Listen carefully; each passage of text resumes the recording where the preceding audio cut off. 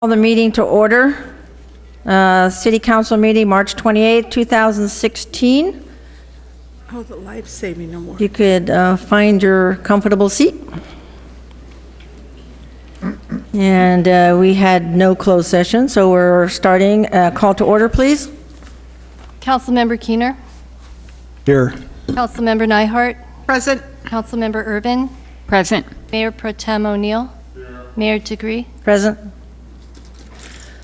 Thank you. And we'll have salute to the flag led by Councilmember Nyhart. Please join me. I pledge allegiance to the flag of the United States of America and to the republic for which it stands, one nation, under God, indivisible, with liberty and justice for all. Thank you.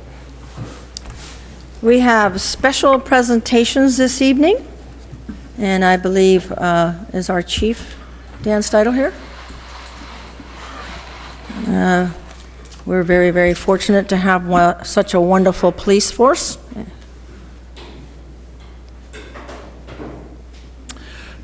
Good evening, Honorable Mayor, council members, and city staff.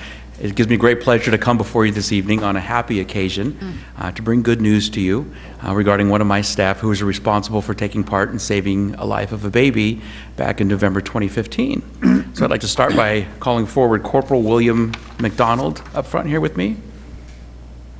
Corporal McDonald is a 15-year veteran of the Pacifica Police Department. That includes time serving in a volunteer capacity as a reserve officer, as well as many years that he's been working for us, first as a police officer and now in the rank of corporal. He's a member of our crisis intervention team, which you know is responsible for helping us connect with our mental health community and help us provide better services to that community. He's also one of our senior hostage negotiators. We call those folks crisis negotiators now.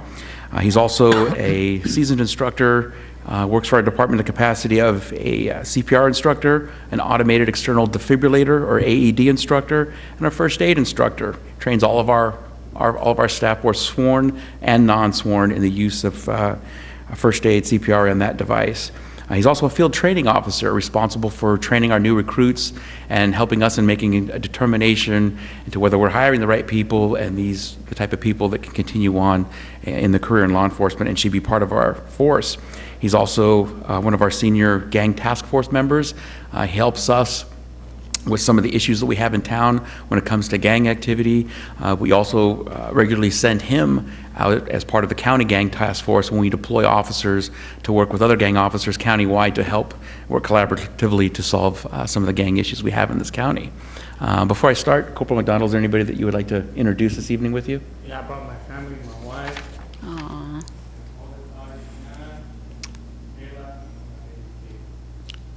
Welcome. On November 17th, 2015, officers from the Pacifica Police Department, as well as personnel from the North County Fire Authority, were dispatched to a residence on the 400 block of Esplanade Avenue on a report of a 10-month-old baby that was not breathing. Corporal McDonald, a paramedic in his previous career, responded and was on scene within 2 minutes of the initial call for help. Corporal McDonald was the first to arrive on scene and found a hysterical mother with her 10-month-old baby in cardiac and respiratory arrest. The child was blue. Corporal McDonald immediately began life-saving efforts, administering CPR and asking the mother pertinent medical history questions. Corporal McDonald determined the baby had an obstructed airway. He used a suction device he found at scene and began to clear the child's airway. When personnel from the North County Fire Authority arrived, Corporal McDonald used their equipment to further clear the airway until the child began breathing on his own. Fire and paramedic personnel continued treating the child, who was taken to a nearby hospital for further treatment and ultimately survived this ordeal. North County Fire Authority Captain Chuck Pumikpik, who also responded to this scene, stated that without the quick actions of Corporal McDonald, this baby would likely not have survived this ordeal. We recognize the team effort of police, fire, and medical personnel in the efforts to save this child's life. Tonight is my great honor to formally recognize Corporal McDonald's life-saving efforts, which are commendable. There is little doubt Corporal McDonald's rapid response to this scene and quick action saved the life of this baby. It is my pleasure to present to Corporal McDonald the Pacifica Police Department Life-Saving Medal.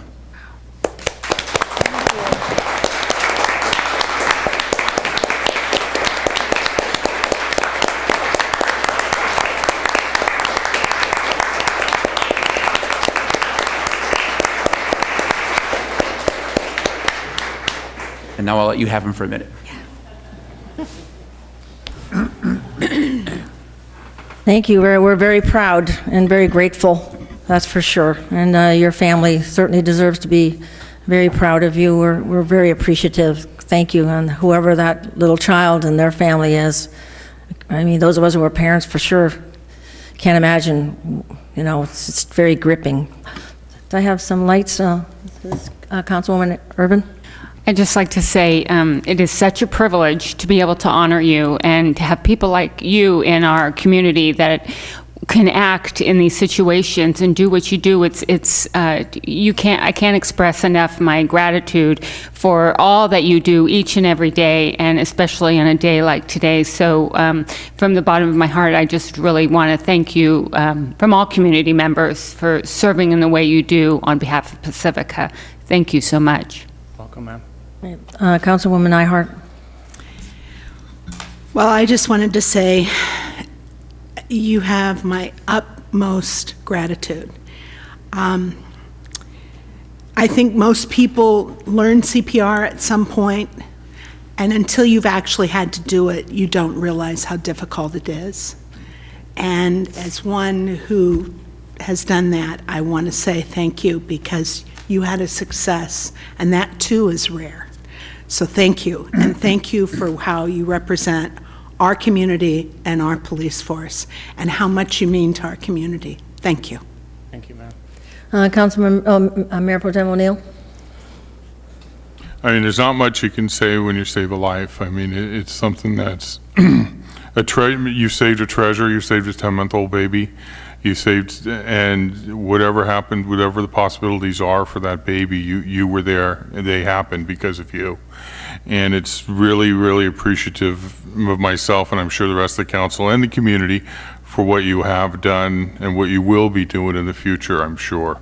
So thank you very much. Councilman Keener. Yeah, I echo everything that's been said. The community thanks you. Thank you, sir. Well, how about a few words from you, if you wish, and then have your family come and take with the chief and all have a picture? I have no words. Actions speak better than words anyway, so. Thank you. I appreciate all. Thank you. So, all right, you want to invite your family up? We'll have a photograph. Come in front. Are you taking all of us? Yeah. Oh. Big deal. Why don't you do the chief and his family first? We'll stand back. We'll get out from behind.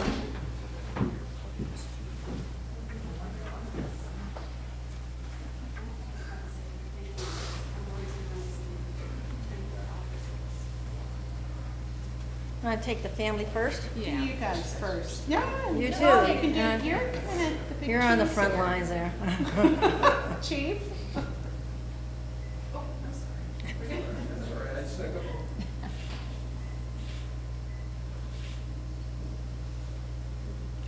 Okay, so stay there.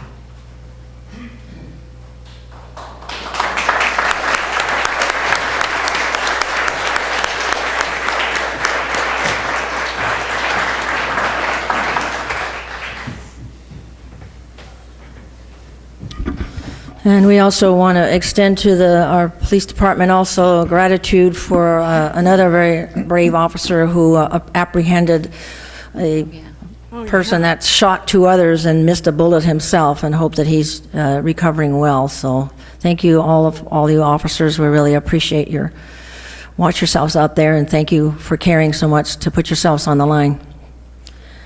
Okay, so we're moving on to another proclamation. And that goes to the volunteer appreciation. And I think Janice is here from the Senior Services.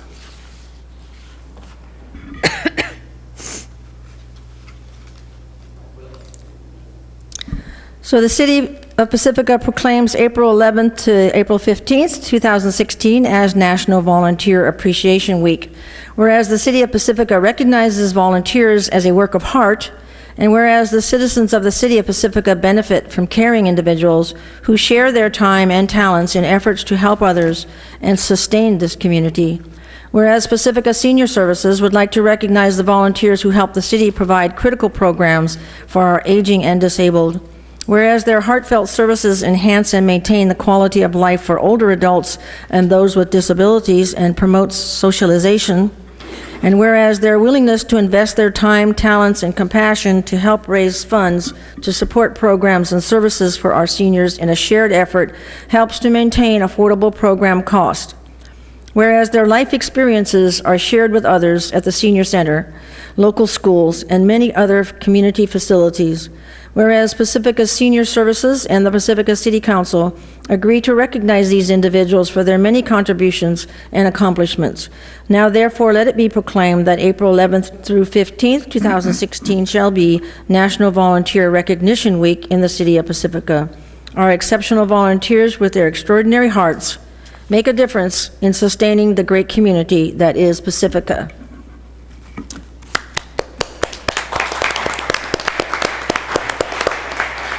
So we go from babies to seniors, and that was a beautiful story about the police officer saving that child's life. We do have a wonderful, wonderful senior center here in Pacifica, and we share the community center building. We have I have three big points that I really want to make tonight. Our congregate lunch program, where all the seniors come for lunch every day, Monday through Friday. San Mateo County has a wonderful nutritional program, and we have a wonderful cook, and we have very good food. I think a lot of you have been there for some occasions as well, and have been able to enjoy that. The other thing is that it's a wonderful social place, a place we have over 40 classes for people to take, and we have all kinds of activities. We have a bocce ball court, and we have a tournament coming up that Luigi in town, he sponsors that, and pool table, ping pong, whatever. We got a lot of things going on. A podiatrist that comes in, a doctor that comes in. We have a beautician that's there. We have a medical loan closet. A lot of people will come and borrow those items from the medical loan closet. And the team that we have is a very good team. Jim Lang is my supervisor, and he's unable to be here tonight, so I'm standing in for him to accept this proclamation. And everything you said is true. It's a wonderful place. We outreach into the community, and they come back and help us extremely. But the most important thing is our over 130 volunteers that come on a weekly basis that makes this whole program go. And without them, I wouldn't be here today. So it is a wonderful time that we have to acknowledge the volunteers, and we are going to have our volunteer recognition dinner on April the 12th, which is Tuesday, and I'm wondering if you all got your invitations in your boxes. If not, I have some extra. This is a great time for the city council and the commissioners to come. They do serve the volunteers there at the center. And it's a wonderful thing because, you know, volunteers don't get paid. And so it's a wonderful one evening event. We roll out the red carpet, make it really special for them. And they always come after and say how much they appreciate the whole evening. And it's really, really special when you folks show up and they take a play. Oh, you know who served me tonight and everything, you know, it's Commissioner, the mayor, oh my gosh, you know, the city manager was there. It's nice for all that. And it's a really good time for Jim to be able to show what we have as far as our senior services division, so, and within the PB&R. So it is a night for so many different areas to shine. And I just want to thank you all for recognizing us. Thank you very much. Thank you, and it definitely is a work of heart from the volunteers and the staff. It's evident all the time, so thank you very, very much. Thank we you. have some lights here before you go. Councilwoman Irvin? I would just like to extend my gratitude as well. It's really an extraordinary feat that you do on a weekly basis with your incredible volunteers that donate so much to this community and make the lives of our seniors so much happier and so much more fulfilling. And I've always been in awe of the program, and it's one of my favorite events to attend. And just Hope to see you. yes, I will be there, and Great. just want to thank you again for putting it all together, and to all of the amazing volunteers that come, no matter what, they're there, they're providing what they can for the seniors, and the seniors are providing a lot to them as well. So anyway, thanks to all of you for everything that you do. It really means a lot to our community. It's amazing. Councilwoman Nyhart? Well, I want to say the same thing that Councilmember Irvin said, and that is to thank everybody. When you do the Meals on Wheels, when you do all of those things, it's an incredible experience. And, you know, sometimes we're not always rich in all the money that we would like, but Pacifica seems to be very rich in volunteers, and all of the folks at the Senior Center, really stars among them. So I will be happy. You can tell Jim that I will definitely be there on the 12th. Thanks. Thank you. Councilman O'Neill? I have to say is I started being a volunteer junkie in high school, and I've been doing it probably ever since. And I got to say is when you do volunteer, you get far more out of it than you are putting in. You usually meet some really wonderful, nice people that sometimes share a common interest in you. But I remember when I was working at the handicap center, and so I always can tell a story, and I have some really great stories from working there. And I just think being a volunteer is a special person, and it makes their lives brighter and better. So thank you for all that work. Councilman Keener? Yeah, I would echo that. The volunteers just make Pacifica go round, basically. And the Senior Center is probably the most volunteer-centric place in town. And I look forward to serving them. Thanks. Thank you very much. Yeah. Another special thing about that evening is you have young people serving. I just really love that combination.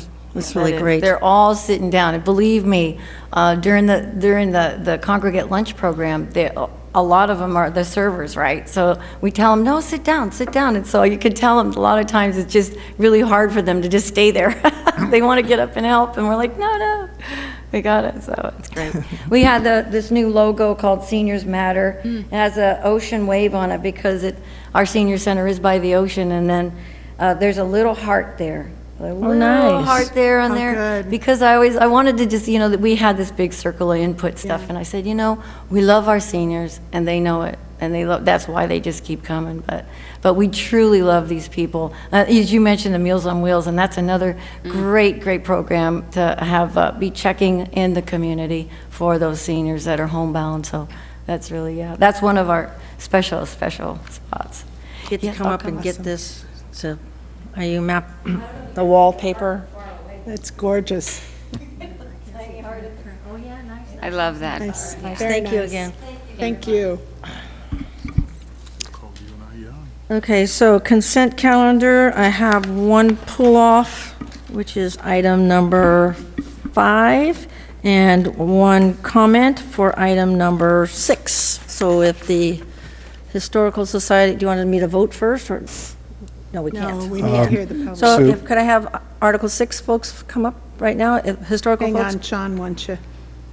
I want to comment on number 7 also. Okay, fine, so that'll be, what did you say, 5 and 7? All right, historical folks, come on up, we're eager to hear you.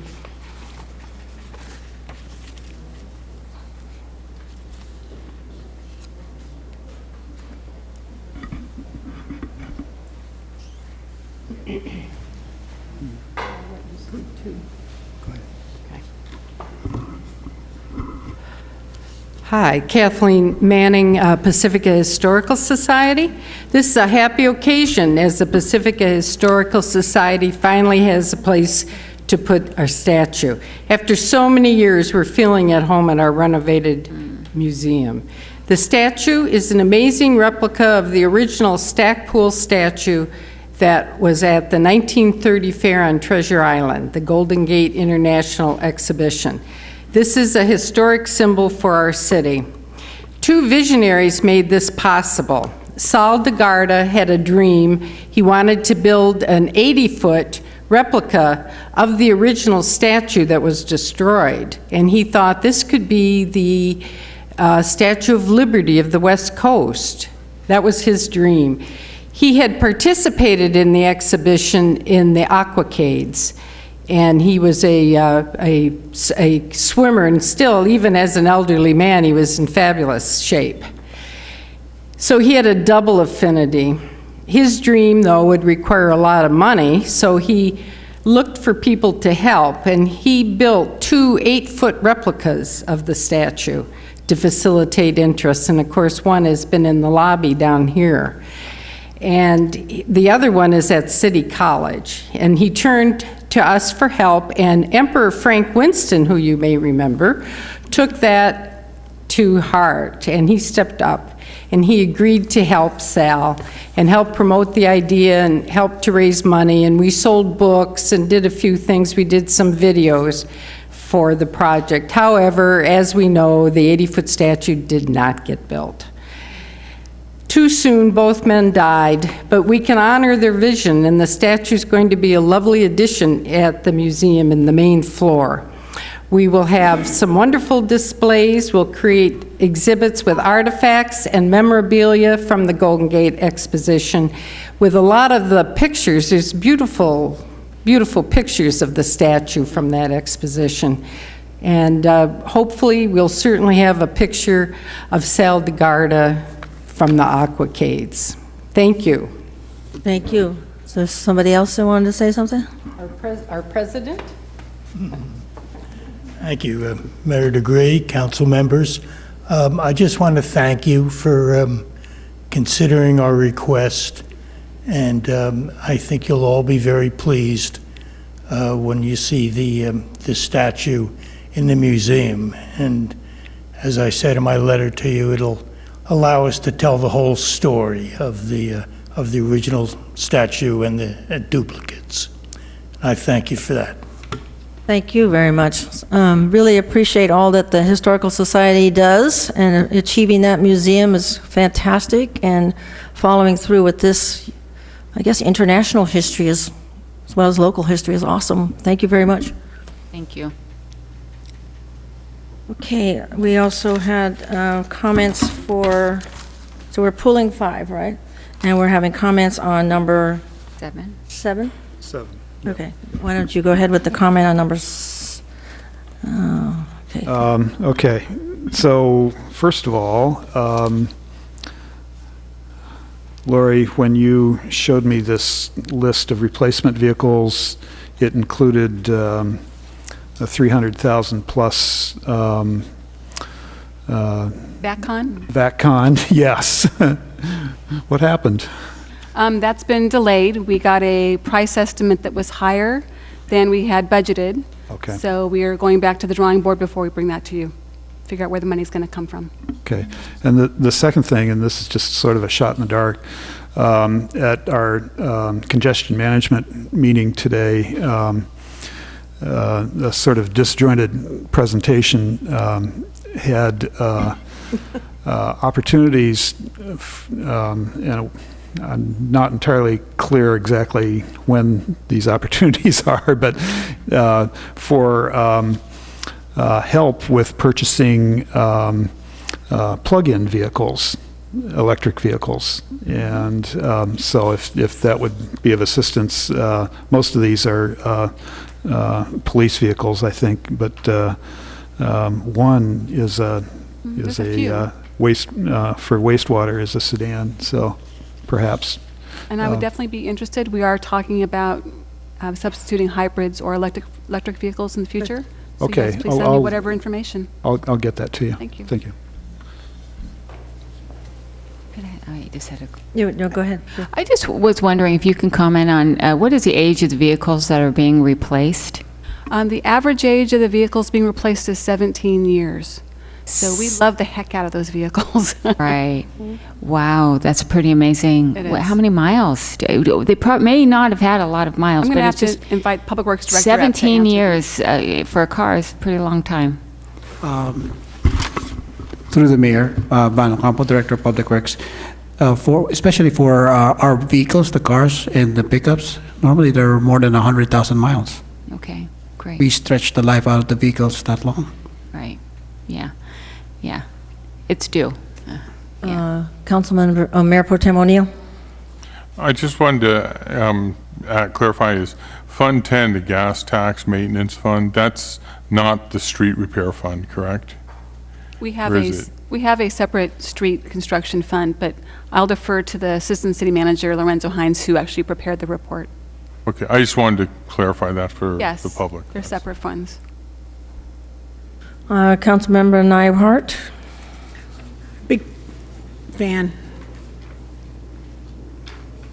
No, I answered it. Thank you. Just stay put, though, because there's another question coming, I think. It's not a question, it's a statement. I was just going to underscore the presentation and that there are some grants coming up as well as some additional funding coming from the state. So I'm sure Van is probably aware of those through the TAC, but through the Technical Advisory Committee.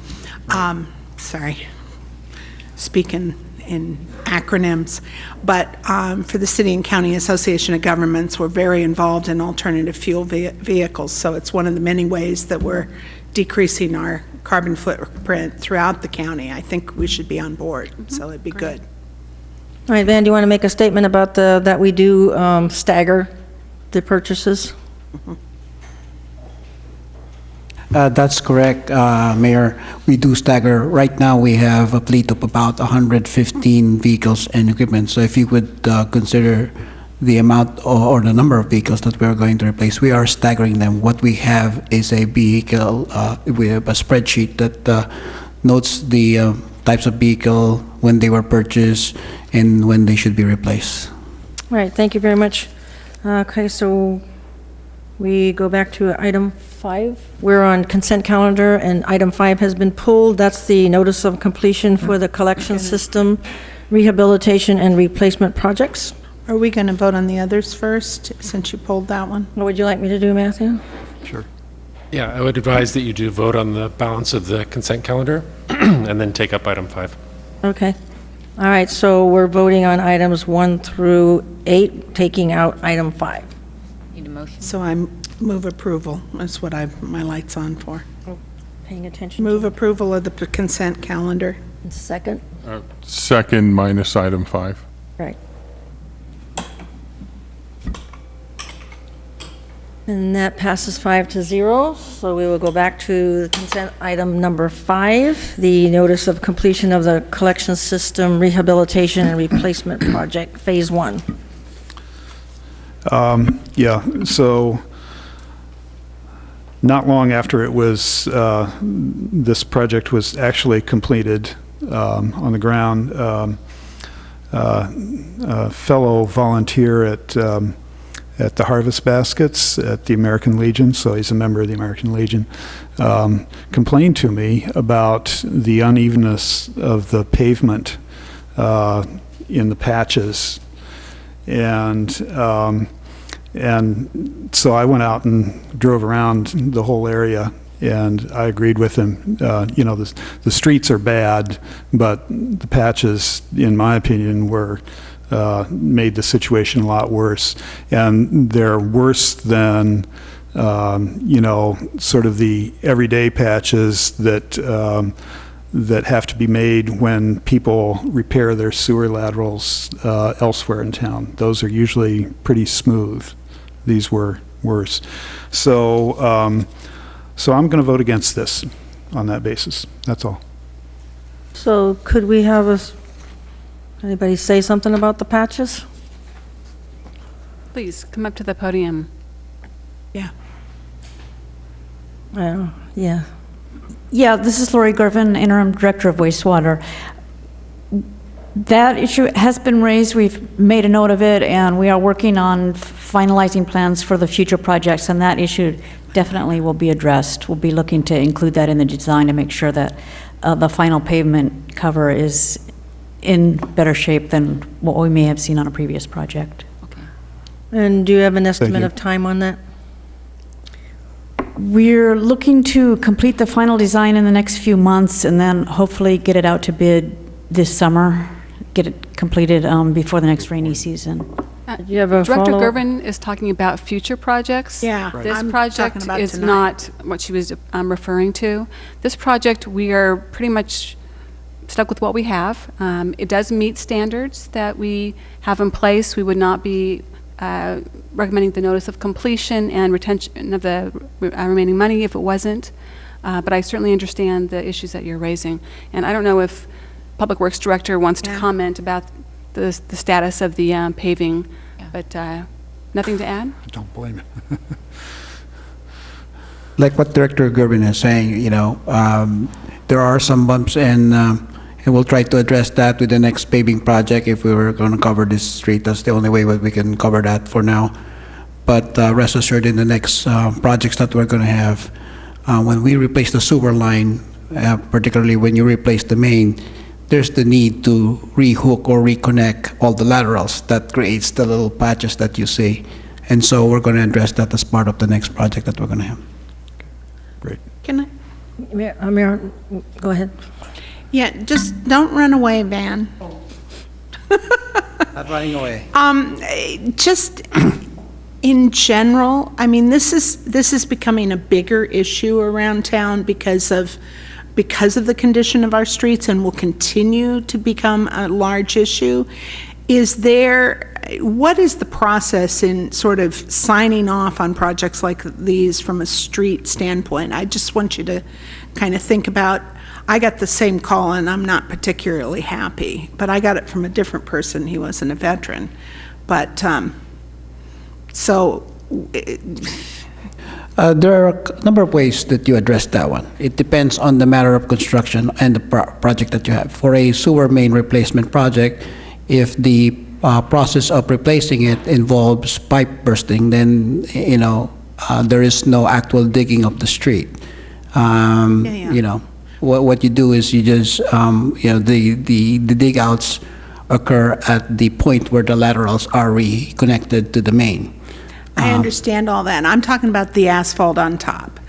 Is there anything that, when you fill it back in, that we have in place that says to the contractor, it needs to be a certain condition? That's something that you insert in the specification. Mind that this is an existing street, that's why you don't have that type of specification. The specification that you're talking about is mainly on new overlays, whereby the contractor will use a skid to make sure that the rideability or how even that surface is with, like, you're putting a straight edge over the new. So in this contract, there was no particular specification, is what you're saying? That is correct. Okay, but can we put it in for future contracts? That's exactly what Director Gervin was saying early on. Lesson learned from this project, we'll make sure that that is addressed in the next ones. Okay, and not just for this project, for future projects? That's why next ones. Going forward. Yeah, for all of them. And is not approving this in any way holding us up tonight? The notice of completion pertains to the project which is bound by the specification and the plans. Why you file a notice of completion is that did the contractor perform or do what he's supposed to do? And the answer to that is yes. Okay, so we hold the key. If we make that as a requirement in the next project, then we hold the contractor that standard. But right now, what we're being asked to do is to file a notice of completion because there are retention money that we're holding. Right. So bottom line, what we're approving tonight is that by our specifications that we put out there, we have finished the job and we had no specifications about the other issues. That's what I understand. The wastewater department came up with the plans and specs for this one. They're satisfied with the project.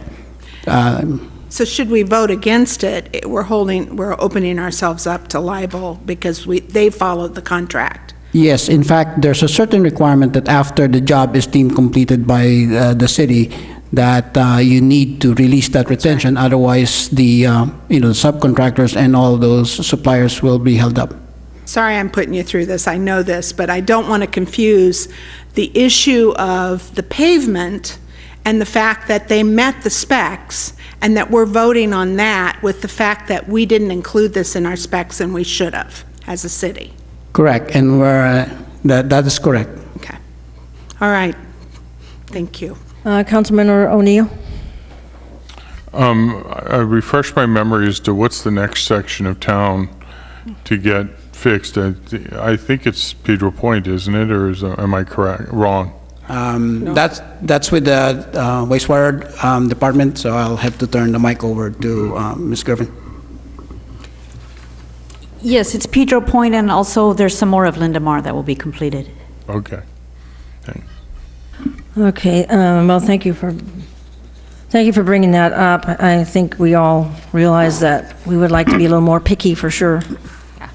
Okay, we are now finished with item 5. No, you need I know, we have to approval. vote on it, so I'll take a motion for this one. Item Move 5. approval. Who was first here? Oh, Second. okay. Call for the vote, please. Okay, that passes 4-1. And going on to oral communications. And you do need a yellow card if you have any oral communications, and you may speak for anything not on tonight's agenda. So I don't see any oral communications. Oh, here we go. Okay, we have one. So you may speak about anything that is not on today's agenda.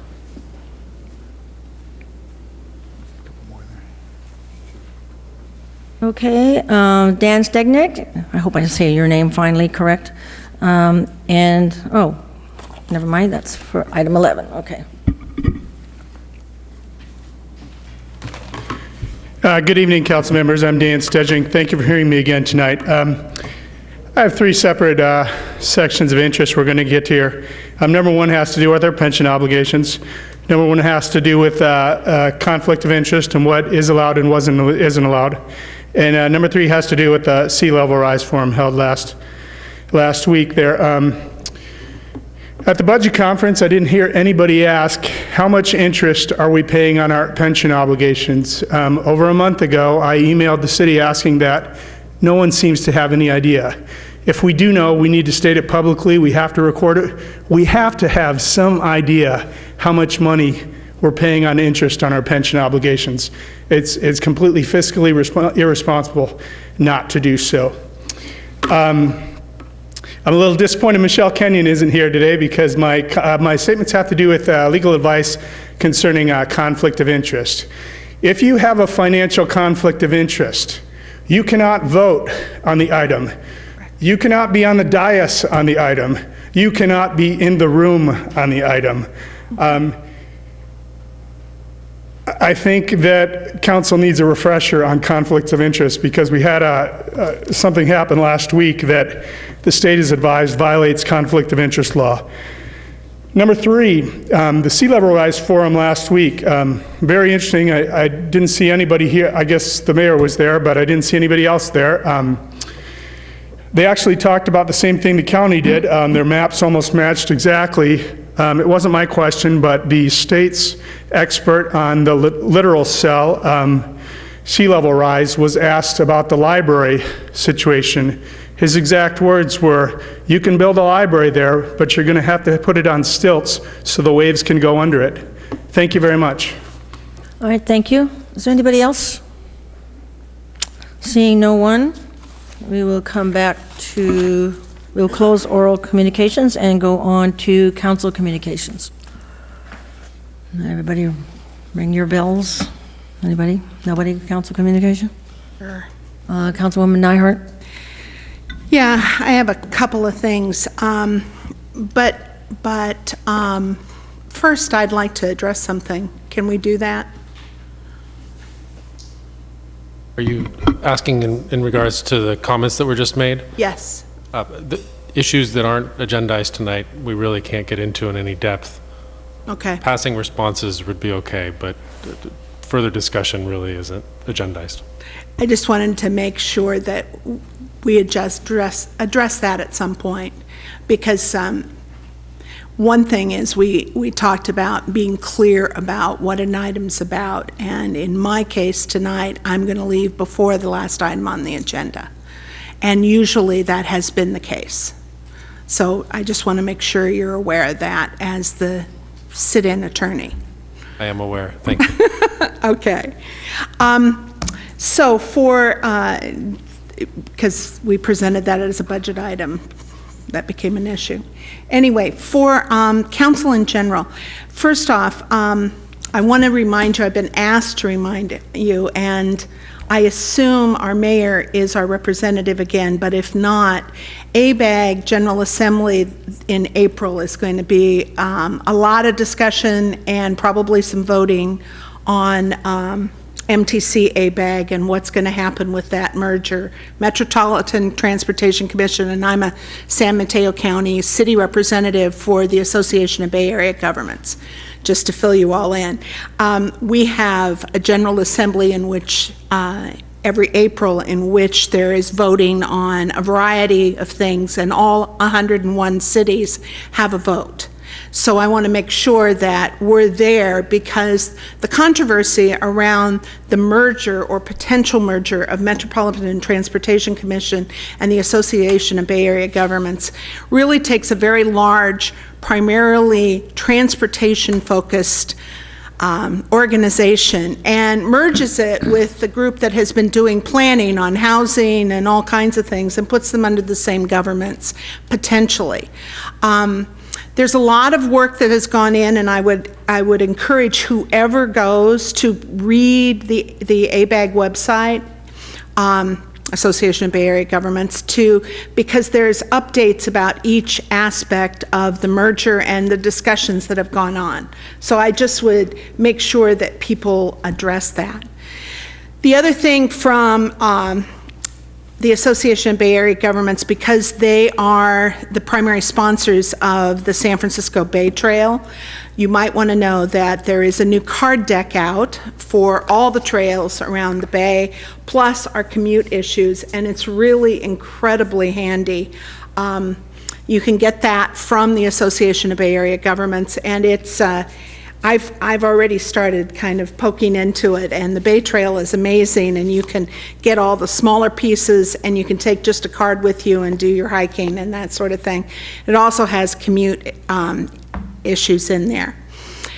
The second thing I wanted to bring up is that the Water Committee will start, and the Water Committee is a project that's going on with the City and County Association of Governments. While I was chair, we recognized with Supervisor Pine the issues around sea level rise and flood and water management, like land subsidence in conjunction with sea level rise, really increases risk in some areas.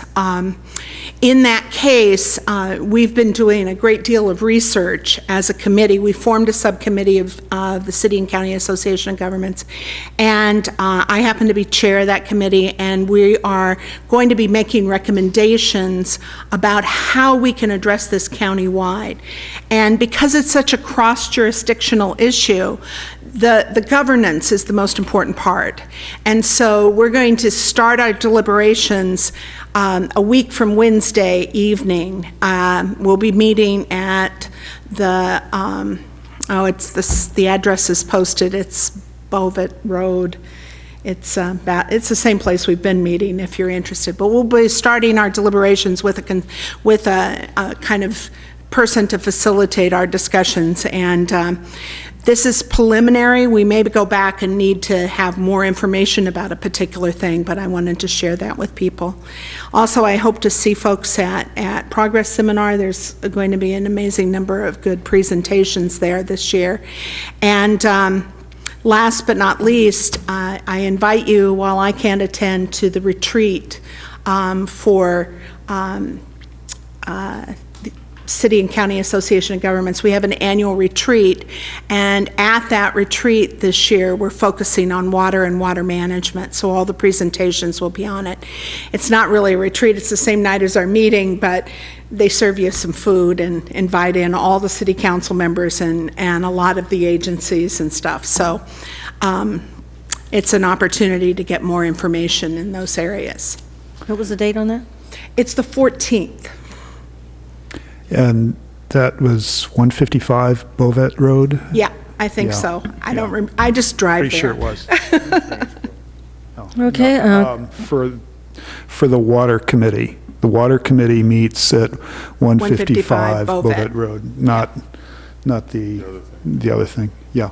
I was going to say it was Bosqua, but then I couldn't come up with all the words in Bosqua's name. So Bay Area, it's the water thing.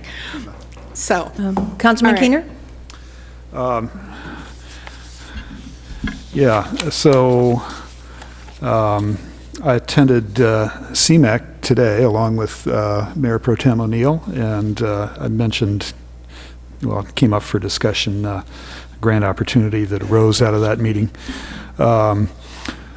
I also attended the emergency preparedness hearing last Wednesday night. This was the hearing that on the yellow tagging of 310 Esplanade, and it was appealed by the owner and some of the tenants. And you know, all I want to say is that the Emergency Preparedness Commission handled themselves with real dignity, I guess. It was outside their usual experience, and they just handled it beautifully. So kudos to them. Finally, the first meeting of Peninsula Clean Energy was last Thursday night, and so that was why I didn't attend the Sea Level Rise Forum. And at the Peninsula Clean Energy, and, you know, of course, everybody got sworn in and all that stuff, but the important things are, first of all, they're preparing for a launch in October, and they've got a real sort of aggressive schedule. And one thing we're working on, is a request for proposals for the power providers, which seems like it's pretty important to an organization that's going to provide power for most of the county. And the other thing that we're working on is the call centers and the data management sort of behind the scenes. And that we already have the proposals in, and a few of us are getting together to evaluate them. And so that's all I have. Thank you. Thank you. Councilmember Urban?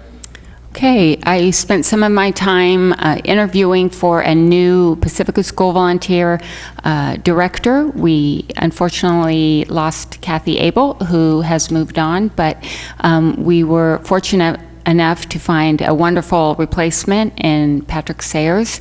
So that we want to welcome him and are really happy to have him. And I'd also like to remind everybody that on April 8th is the Sunset Ridge Read Aloud. So if anybody, they're still looking for more volunteers. So please contact Bernadette at the Pacifica School Volunteers if you are so inclined and would love to spend a little bit of time with some elementary school students from Sunset Ridge. Please give Bernadette a call.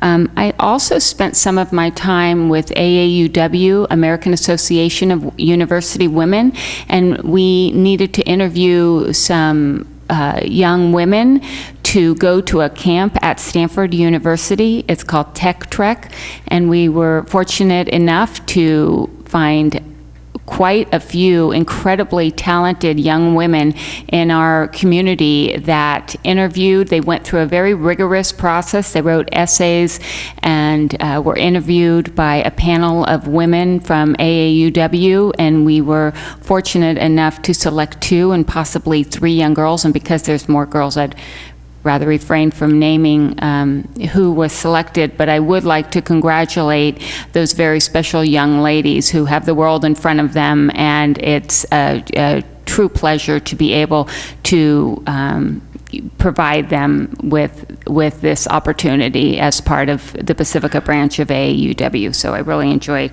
being part of that.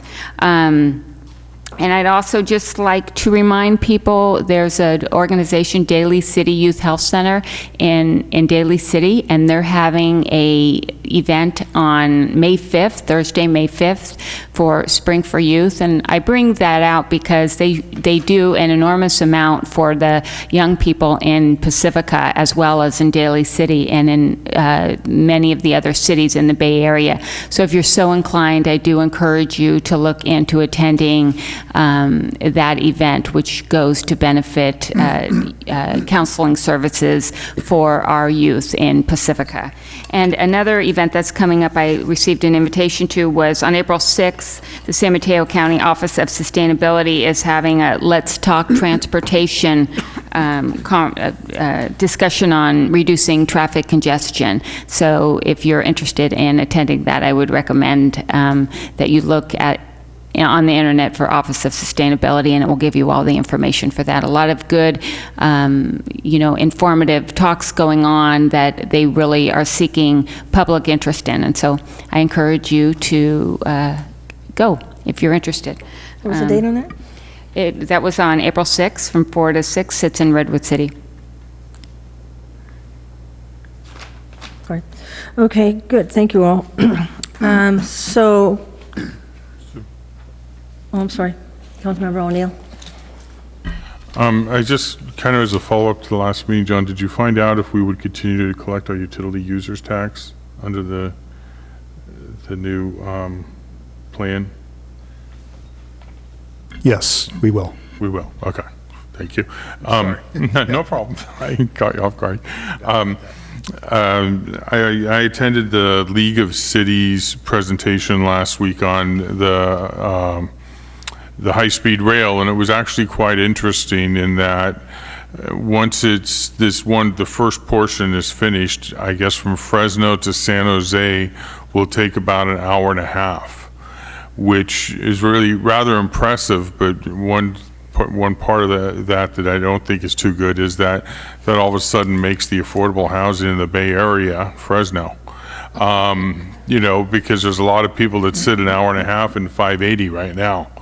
And it'll probably just cause some more urban sprawl in Fresno. Not that they don't have a lot right now, but it was an interesting presentation to see how it goes and how it's progressing and what it's doing. So I just thought that was interesting. I also was at the same meeting as John was earlier today. So.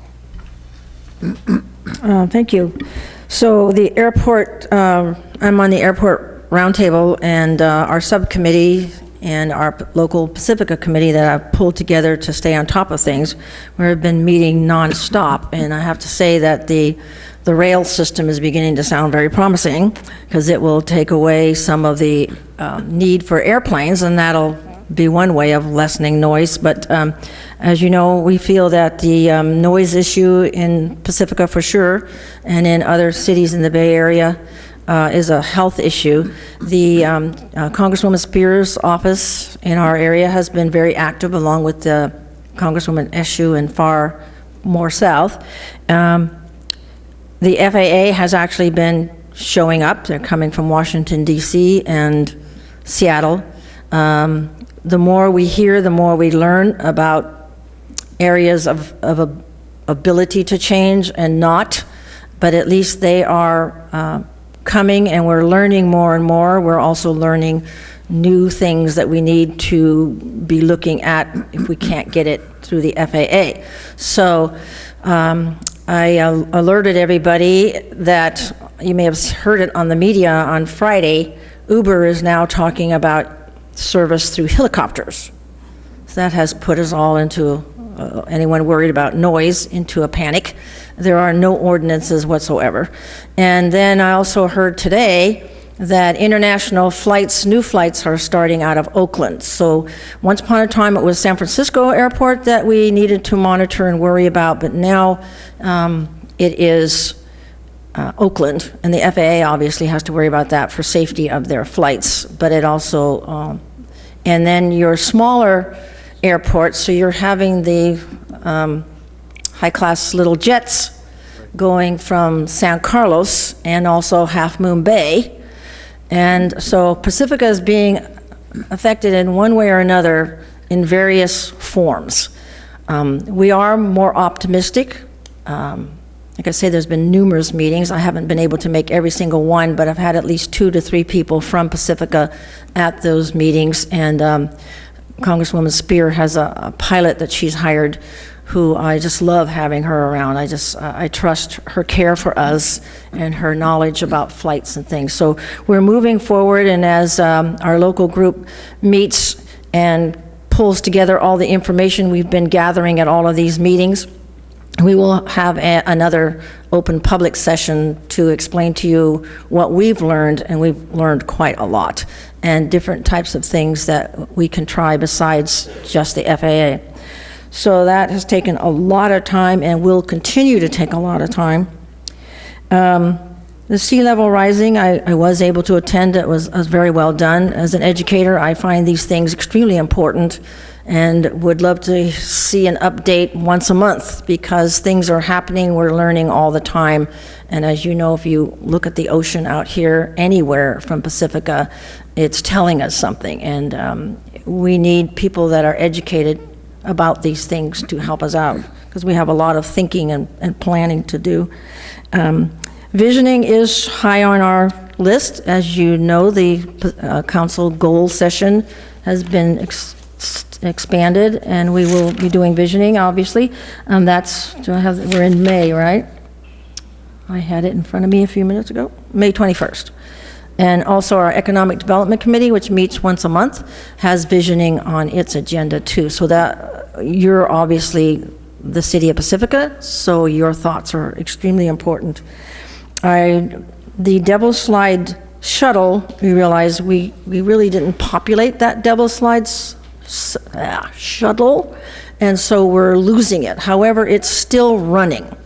So being an advocate type, I really would like all of us who can possibly afford any time planning little things to get people on that Devil's Slide shuttle, which goes from the senior center at Good Shepherd, behind Good Shepherd Church, all the way to the commercial areas, most of them, to Lindemar, and then up to the actual Devil's Slide. Really would like you to host little, let's ride and get a coffee latte and go for a Coke or something like that. Just because I hate to go down in flames, and that if we really could do a really good job, maybe they would reconsider. I worry about the precedent that it sets for those who provide money, which is like the TA and a few other places, that they go, oh, we did that for Pacifica and look what happened. So I really would like us to do whatever we can to get people on that shuttle. It's free. It's just a matter of planning, I know, because I've tried to do it myself and failed miserably. The other shuttle that does well is the Flex shuttle. So I wonder what we need to do as a city or whatever to get 2 more of those, because that's very popular and Samtrans loves it and we love it. And before other people get it and we run out of money, I would like to see 2 more Flexes. Do we have to do anything as a council? Gather together and vote for it or something? I'm sure that the council would need to take some action to make that request, but the staff hasn't had a chance to put thoughts together, because I know this has come up before. I know you're very well aware, we've spent the last 3 months working on the storm response, and it's taking every extra bit of resources that we have available to just keep up with that. And I'll talk a little bit more about that during my opportunity to comment. That's our infrastructure, true, but public transportation is so valuable. What else do we have here? Don't forget that Earth Day is coming. We have thousands of volunteers, and if you could possibly gather some friends and participate. That's April 23rd, so planning is getting organized is really helpful. The Open Space Parklands Committee is moving its date. We usually meet on the third Wednesday, but because the Golden Gate National Park System is having hearings on dog issues in the national parks, we figured we'd better move to a larger area for these meetings, and so we had to change the date, so there will not be a meeting on the 20th, which is the usual date. The meeting will be a week earlier and on Thursday, the 14th here, and I believe that's at 6 o'clock. So,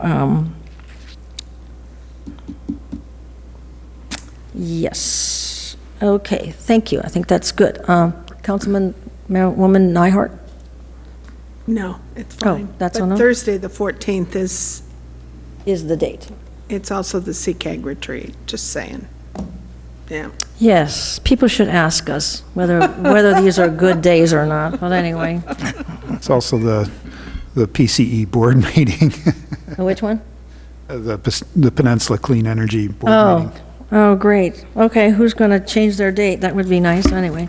We do get busy with meetings, and as you can hear, they're all very valuable, and it is difficult sometimes not to be able to go to things. Okay, onward. So we are finished with council, and let's go to, are we finished? Yes. Staff communications?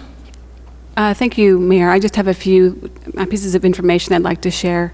One, we are very aware of the request for the information about interest paid on pension obligations. The issue we're dealing with is that is not information that CalPERS provides automatically, so we're having to make some special requests. It's just not how they calculate their the cost for us. So we are working on that. We are going to follow up on that. It's just taking longer than it might seem appropriate because of that reason.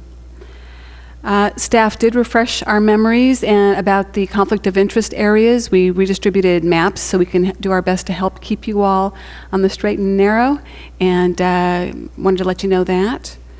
3, we're going to be having a city booth at EcoFest this year, similar to the one that we did at FogFest. So that's a new activity. We've had different activities from the city at EcoFest, but this year there's going to be a citywide booth. So I wanted to let you know about that. And then last but not least, to follow up sort of on the question about staff resources, it's interesting when you start mapping out the number of people who actually do all of the work for most of the things we spend our time talking about, it's the same people. And so that's why we're not able to follow up on flex shuttles as quickly as possible, because those same people are actually doing storm response. And to illustrate that, today, we hosted an all-afternoon meeting with the State Office of Emergency Services, who came down to talk with about a dozen staff members on the process that we're needing to go through in order to file our request for the grant monies. Tomorrow, a subset of that group, including the Public Works Director, Van Ocampo, will be leading a day-long visit to all of the sites and to track down all of the information that the state is requiring. So it's sort of behind the scenes, but it goes on continuously as we navigate through the immediate demands of the emergencies and then the follow-up as we go through the grant process. So just to give you some illustration. And I appreciate your time. Thank you. And for those who don't know, the Office of Emergency Services did come immediately when we started having problems, and they became very dedicated, and and obviously that dedication is continuing to be there, so that's good news. All right, thank you. Councilwoman Neihardt? Can I just follow up for our city manager also? Just by way of clarification, you've made clear the differences in the seawall. The littoral cell actually has modeling that does not include any of our seawalls. And Mr. Battaglio, who did that, has actually confirmed that quite publicly also, that any projections are without those seawalls. That's my understanding as well. Yes, okay. Yes. I just wanted to make that clear. Yes. Anybody else? Okay, thank you. And so that's the end of staff communications. We have public hearings. We have a really long public hearing this evening. No, just kidding. Wrong date. just in case you were not paying attention. So we're on consideration now, we have 3 items. Item 9 is the adoption of city naming and renaming public facilities policy. Proposed action, adopt the resolution in establishing the City of Pacifica naming and renaming for public facilities policy. You have staff? Okay. Good evening, Mayor, Madam Mayor, and members of the council. My name is Lori Gervin again. I'm the interim director of wastewater. And before you this evening is a proposed naming policy for the city. Cities are occasionally in the position and have the honor and privilege of naming buildings, facilities, and other assets the city owns. To enable citizens to understand that process and to allow them to provide naming suggestions for consideration, it is useful to have an adopted naming policy in place. The purpose of the naming policy is to set forth a policy to provide uniformity regarding the naming and renaming of existing and future parks, recreation facilities, public buildings, and other public facilities, and to ensure that such naming will enhance the values and heritage of the City of Pacifica and be compatible with community interest. The recommended action is to adopt the resolution establishing the City of Pacifica naming and renaming a public facilities policy. Thank you. Any questions? No questions at the moment? So we'll open it up for the public. Anybody want to speak on this? Nobody wants their name? Okay. All right, we'll bring it back to council. All right. Councilwoman Nyhart? I did just have one question. It doesn't really, I guess it addresses, for lack of a better word, the mercenary quality of this by virtue of donations. And it does address the donations, correct? It does. Okay. Well, it does in terms of the council being allowed to designate another body to manage a donor recognition program as the council's envisioned for the library, for example. Okay. It doesn't, we would treat that on a case-by-case basis. If somebody approached us and was interested in donating toward, I don't know, restoration of the pier or some other city facilities. Exactly what I was thinking. We'd be Very happy to good. bring that forward on a case-by-case basis. Okay, thank you. Anybody else? Councilwoman Irvin? Just a couple questions. So this would include all, not only buildings, but for instance, streets, parks, Wastewater treatment plant. and anything. Right, wastewater treatment plant. Correct. And this could be done by any citizen, but it's up to us to determine whether or not they have to make a contribution, a donation. Right, it lays out some considerations that the council would make in relation to approving a name. Okay, and then we're talking about an individual that has passed away, at least according to the recommendations. It wouldn't be for somebody who was currently living, or is that up to us? Well, that's an interesting point. The staff, we talked about this. What we've brought forward to you is made up of sample policies from other cities, and typically other cities haven't named facilities for living people. We have done that in the past here, and so if the council would like to be able to continue to do that, we could change the policy. But what we brought forward to you is something that's in sync with what other cities have typically adopted. And currently, we've never named a structure or a street or a park? No, actually, we have. We have many named facilities, many named streets, many named parks. We don't have a policy for how we do that. Okay, so we're just looking for some consistency in our naming, the mechanism we use to name infrastructure. And what Director Gervin didn't necessarily highlight was the reasoning behind this, and that is that we were approached by a family who asked to have one of our pump stations renamed after the employee. It was actually an employee of the city. And we didn't have a mechanism to evaluate whether or not to do that. And so this has come forward to you with that as the impetus, and then the policy that you adopt, we hope, will be the umbrella for any kind of future request like this. Okay. Thank you. Councilman O'Neill? Councilwoman Irvin mentioned about a donation. This isn't necessarily a monetary donation. If someone, also volunteered a great deal of time, if somebody, worked for the city or, something like that, not just necessarily a monetary donation. It seemed like in the recommendations, it was a combination or a potential combination of no matter what, a strong contribution to the city, and then another consideration would be a financial contribution. Am I correct? It could handle either one. Either or. Because we know that the council's talked about that in the past. Okay. Okay, and there are 2 questions from staff regarding the draft policy. One of them is, should honoring an individual require a certain amount of time to follow their passing before being considered? I know the post office has something like 7 or 10 years someone has to be deceased before they'll issue a stamp. So do we want to have some sort of time period, 5 years, 6 years, none at all, or whatever? So that's one point. And then for city employees, should there be a minimum years of service and or be limited to retirees? I mean, I think it's kind of an issue.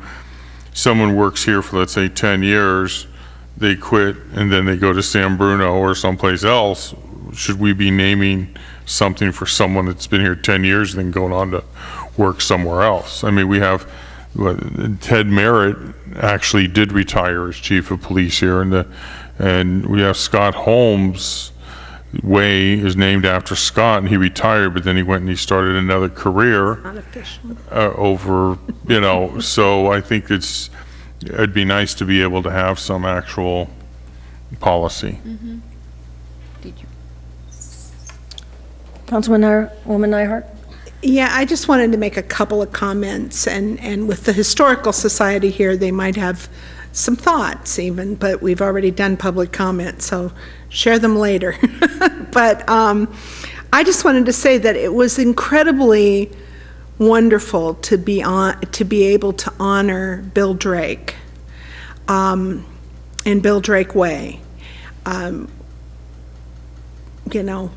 Nick Gus. I mean, these are people who you're talking about a small street, and it's not, to be able to name that and honor them while they're still alive. I'm trying to remember, I think Bill Drake was still alive. Would somebody nod at me? Okay. That was a really wonderful opportunity. So I don't know that you have to be dead, but the size of the contribution is really the significant part. And for Bill Drake, starting the paper was huge, and for Nick Gus and what he did for Rockaway, and you want to talk revetment, you can talk about revetment paid for by the Gus and that little stretch of land there, that stretch of street that's Nick Gus. You can certainly say there was contributions that went over and over and over and over to numerous organizations and many benefactors. On the other hand, I wouldn't want us to start just willy-nilly assigning names to things. I mean, the police station, the huge contribution that Chief Merritt made because of pulling it together, and the donations and everything else made that a significant factor. So we might even think about, instead of years and days and hours, and I'm answering your question, Mike. Are we finished over here? Gentlemen? I haven't got his attention yet, but I'm answering his question. I would rather say, instead of a timeline, a number of years or anything like that, I would rather see us have some general criteria and put it to a committee that would involve people like the Historical Society and things like that we could have an advisory committee if this should come forward. Right. Anybody else? Councilman O'Neill? I have no problem with that. I just think it's good for us to flesh it out and have the discussion. I agree. I think you make some really good points, and I guess, believe it or not, the post office has a good point too. But I just wanted to see if we get it discussed. That's all. The other thing I wanted to say is I don't believe we ever officially named Scott Holmes anything. Scott Holmes Street No, we Way. did not. Yeah. That little sign's kind of rogue. Onward. Councilmember Keener? So what about the situation where,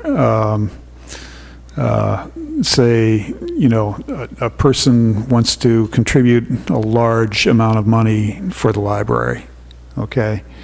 And they're not from Pacifica. Yeah. So how does that fit into this, this whole scheme? Well, there's a provision in the policy that says that the council can delegate those kinds of decisions to a nonprofit like the Library Foundation, which is common in those kinds of situations because donors often would prefer to donate to a nonprofit outside of city government.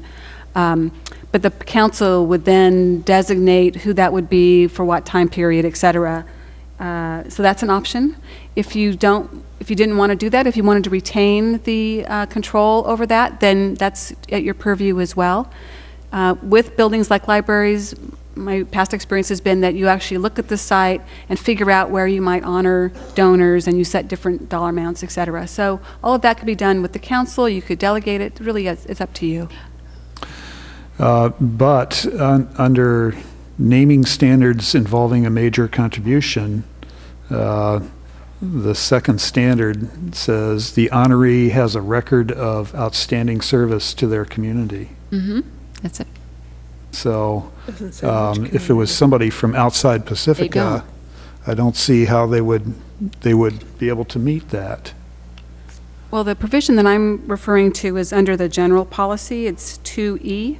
It says that you may delegate the facility naming responsibility for donor recognition to a private fundraising organization. So at that time, you could determine what authority you want them to have, and that would overrule. So if you wanted them to be able to entertain donations from outside foundations or donors or whatever, you could say that then, and it would then take precedence. I'm skeptical. Well, it's up to you. I'm skeptical of how of how this is written altogether. I think we should have something specific for those major donors. I don't have a problem with farming this out to a specialized committee and that sort of thing. But I think we should make it clear that large-scale financial donors like that are in a different class than 4B that I just cited. The honoree has a record of outstanding service. Yeah. Yeah, just to respond to Councilmember Keener's concerns, I think those are good concerns, and that's something that we should talk about. I like the idea of somebody having to have provided some sort of contribution to the city in addition to financially. I think that could be important, but I'd have to think of all possible scenarios, so sometimes these are difficult to envision until they present themselves. But I kind of like the idea because I found it interesting that you were recommending the Library Foundation, but it has so much to do, for instance, with Park and Rec and the Historical Society, and I'm wondering, without getting things too convoluted, if it would be appropriate to create an advisory committee that met only to do this, consisting of a certain number from the Historical Society, from Parks and Rec, a representative there, a representative. I know, it just seems like in many different cases, you need different open space, different representatives, and so I just wanted to know your thoughts. Mayor, could I just clarify a point on the issue of a large donation to a city government itself? The expectation or the appearance of influence, of undue influence, of all of those factors becomes great. which is why you defer to it. Number one, it's a tax write-off for them. I mean, if Bill Gates wants to walk in here and give us, a few $1,000,000 for the library, I'm like all about it. It's Gates Library, but that's up to him and the Library Foundation. Right. It can't, if it becomes up to us, then it becomes about, and next week, he decides to put forward a project for a large piece of land in town. Now, you on this council cannot vote on that piece of property because we've all agreed to take $4 million or whatever it was that's why you separate the two. So I read the overall as, and maybe you just need to state that in there, the overall related to general issues and the list of criteria where if we were going to name, and then it wouldn't be for money. We can't be doing that for money here, I don't think. It may be cost, like on the benches, it may be that you want to buy a bench and we'll put it in for you, but that's for just the bench. It can't be an additional donation or it's catering to influence. And to build on that, I hadn't thought about that angle, but that makes perfect sense. That's why these typically, are big always donors don't want to give to government No. because they tend to want to keep that private, and of course, we don't have that ability. And so you designate a nonprofit that can then manage all that and become the fiduciary agent, et cetera, and it simplifies things for us for a lot of reasons. You finished?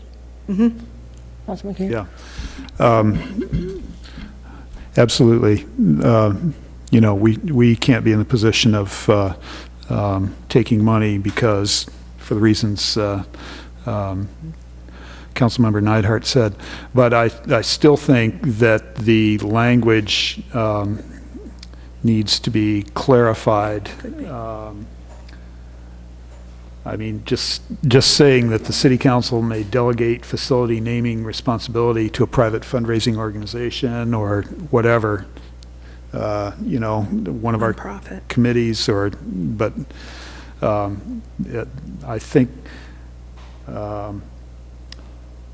you need to say something to the effect that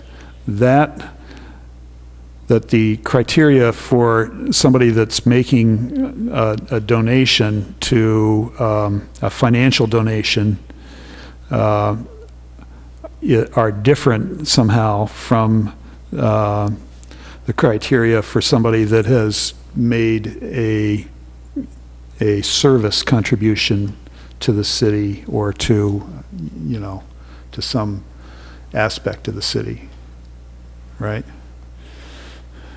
Would just striking that sentence, Councilmember Keener, get after that on 4B? Because also, if you read further, this would come to the council specifically. I didn't hear that last statement. So I'm suggesting that we strike 4B to get after the concern. I think that's a criteria for us. That Councilmember Keener was raising. 4B on page 9A, is that where you are? Yes. It says, where it says naming standards involving a major contribution, that's 4. And then B is the honoree has a record of outstanding service to their community.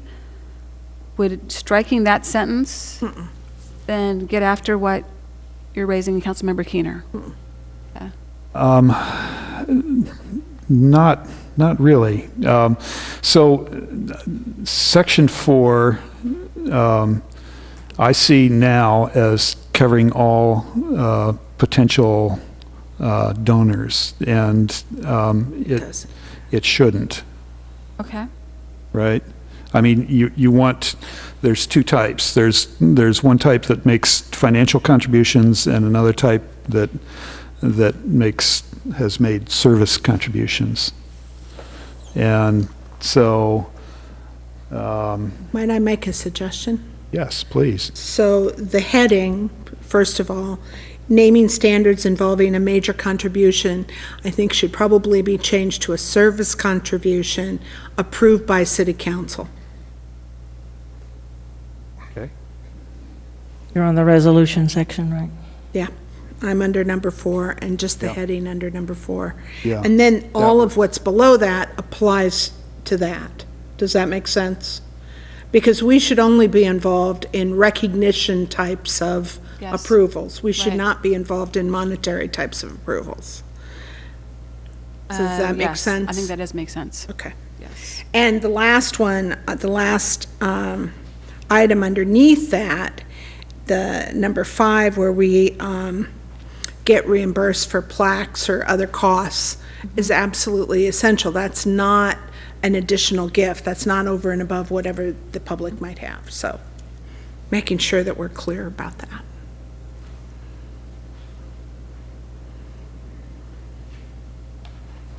Does that solve it for you? Partially. Changing the title of Section 4 is good. There's The first also... sentence. Pardon? The first sentence, you want to change that too? Because that's what I thought should go along with the Now title. I'm looking up at Section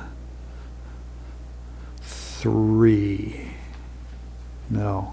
So we're on Exhibit A, Section 3, you're saying, which would be page 79 if you have a packet or machine. It's packet page 79 or 80, 79 or 80. Yeah.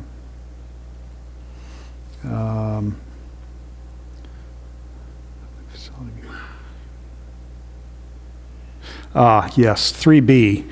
The naming of a public facility or any parts thereof in recognition of an individual may only be considered if the individual had a significant positive effect on the community. Again, that's another spot where it makes it difficult to accept just a financial contribution either from an individual or corporation, for instance, right? Well,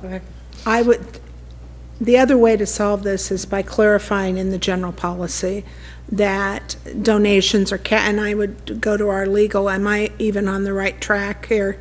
Because if in the general policy you say something about a donor, that has to go to a private, a nonprofit, that has to be through another agency. Does that make sense?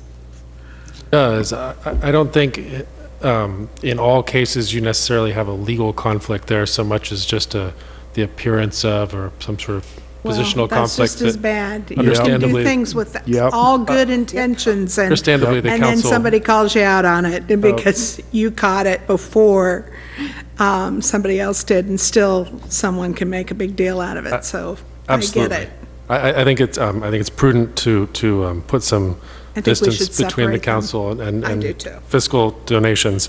If I'm understanding Councilmember Keener correctly, is it possible that what you're looking for are criteria that apply just in the case of fiscal contributions? Right, and also language that does not exclude that sort of contribution. I think as it stands now, there's several places where the language excludes individuals or corporations that have not rendered service to the community but are giving a financial contribution. So I agree with Councilmember Neidhart that maybe something up in the general policy area would That separates cash out of this. yeah, would solve that. I agree. And if I've made it clear enough, maybe you could bring it back next time. I will do my best to do that, yes. Okay. I do have another suggestion for you to consider. The council designates a council subcommittee for key issues that are of interest to you. You may want to use that mechanism to be the body that reviews these requests as they come through, because it's not very often. But that would then give you a chance to make sure that it meets the criteria, and then we would bring it forward after that. So it's a thought as well. But yeah, we can take this back and do some massaging and bring it back. I'm not so worried about that myself, but I am sort of concerned about this other thing, and especially considering that we do have the library project coming up, and there is some hope that that we will be able to that we might be able to get a financial contribution or two from individuals or corporations outside of Pacifica. Sorry, go Yeah, go ahead, Councilwoman Irvin. Do we have clarity on whether it's council that's going to be making these decisions or the subcommittee's going to be making these decisions? Is that something that we need to talk about and make a decision of, or? As it's written, I would make the determination. It would come to the city manager based on this criteria and policy. Okay. And so what I was suggesting is maybe you would be more comfortable for it to be a council subcommittee. It would be a committee specific to that request, or would it be the same subcommittee every time a request was made? That's what I'm trying to I think the understand. latter. Okay. Just like two of you are the representatives for the library, for example, or trying to think of another example, but there are areas areas of content that you want to have specific involvement with. So we would bring it to the committee that was most appropriate to. Well, again, we can set it up however you'd like. What I was envisioning is they would come to me, most likely, the requests. I would assemble the two of you who've been designated. We would talk about it. You would decide whether it was easy to just bring it forward for approval, or if you wanted more input from a specific segment of the community, or whatever the next steps were. So that's a Or thought. through the mayor. Or you might Are you actually put it back. I'm asking a question of Councilmember Irvin, or that subcommittee might actually say, oh no, this should go to the Library Foundation, or the Save the Pier, or whoever, the Historical Society. Councilmember O'Neill. I was it's been a while, but I was going to address the point of, I don't think we should be careful what we want to limit, because I know in Daly City, Barry Bonds paid for an entire baseball field for Bobby Bonds, his father. So, and as far as I know, I don't know of any connection the Bonds have with Daly City. So if someone wants to memorialize somebody like that, I don't think we should, develop a policy that prohibits somebody from doing something like that, because I don't think there's anything wrong with a baseball field. Right. God knows what land they would find it for, but also we flat could baseball field. Yeah, flat. We could also look at is if we want to have a not a subcommittee, but a separate entity, we could either delegate it to the appropriate committee in terms of Planning Commission or Park and Rec, or we could even develop in the policy a criteria that if a committee is formed, we have, 2 members of the Historical Society, 2 members of the sports community, 2 people from the business community, something like that, if you wanted to, on a case-by-case basis, I'm talking about, not a permanent standing committee. Okay, that's certainly up to you. Is it Councilman Keener? But just remembering that Council Member Neinhardt's contention that any financial donation, like Barry Bonds, donating a sum of money to name the baseball field after his dad, it has to be somebody, it has to go to a committee other than the council and other than, one of the other committees that form the city government. So it can't go to the Planning Commission or OSPAC or whatever. It's got to go to a nonprofit or a private entity, nothing that is part of the city government, I think. Maybe yeah. I think there are two advantages that the city manager mentioned, both of these, I think. There are two advantages that any donor is likely to be looking for. One is the tax deductibility of the gift, and the other is that their private financial information not become public record. And so for those reasons, I think you're right. You would not want it to be part of the city government. You would want it to be friends of friends of the baseball field. I was or thinking of the pier. other reasons, but those are good ones too. So,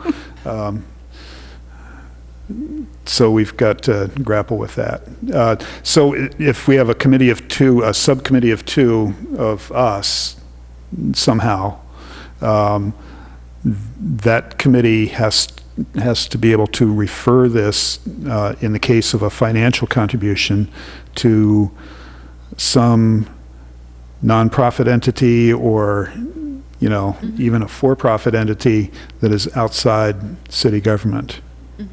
Right? Well, and that's something that I could certainly help you with if and when we have that problem to solve. That would be wonderful. But yeah, I could certainly help you with that.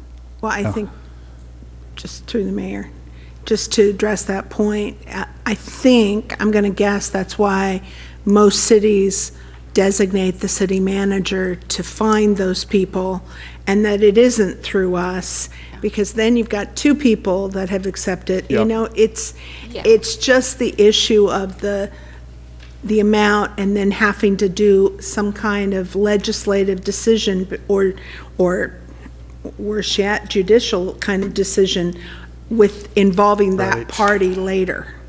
Right. It's just that appearance of impropriety. Right. So having it outside is fine. Yeah, and the two people would just be making the recommendation for it to go to another entity, not to make any decision based on whether they wanted it or not. Yep. Sorry.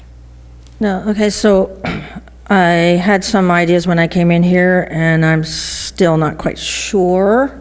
I'm looking at council being the protector of the public at large, and so I think the idea of two council persons determining which entity it should go to, I get a little nervous when it's a for-profit agency. I'm not so sure I'm comfortable with that.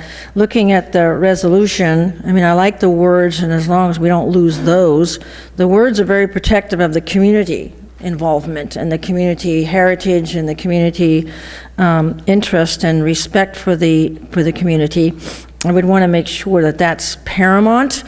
I didn't think of what was pointed out, that when people give donations, they want to keep some of that information private. I guess on the counterpart, though, I would want to make sure that, money doesn't become more valuable than the community's point of view. And so is the wording in there at this point, the protection of the community interest and the community viewpoint? And looking at the resolution, it looks good. When I first came in here, I thought, well, where's the one, page 80C, item 4? And I think that one was just for public facilities, but I wasn't thinking just of public facilities. Conditions of any donation that specifies the name of a public facility or any facility in Pacifica is what I was thinking of, as part of an agreement or deed must be approved by the city council. So we're pretty much saying that's not a good idea. Is that what I heard?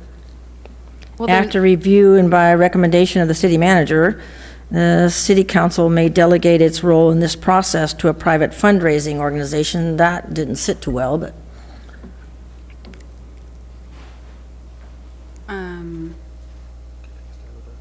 Please. One thing to consider is how this might play itself out. Here's one way that might work. The city has a relationship with a nonprofit entity having to do with a particular public facility. Right. The city, in that relationship, articulates a way in which that nonprofit has the ability to control naming over some portion of that facility, the facility itself, however the council wants that to work.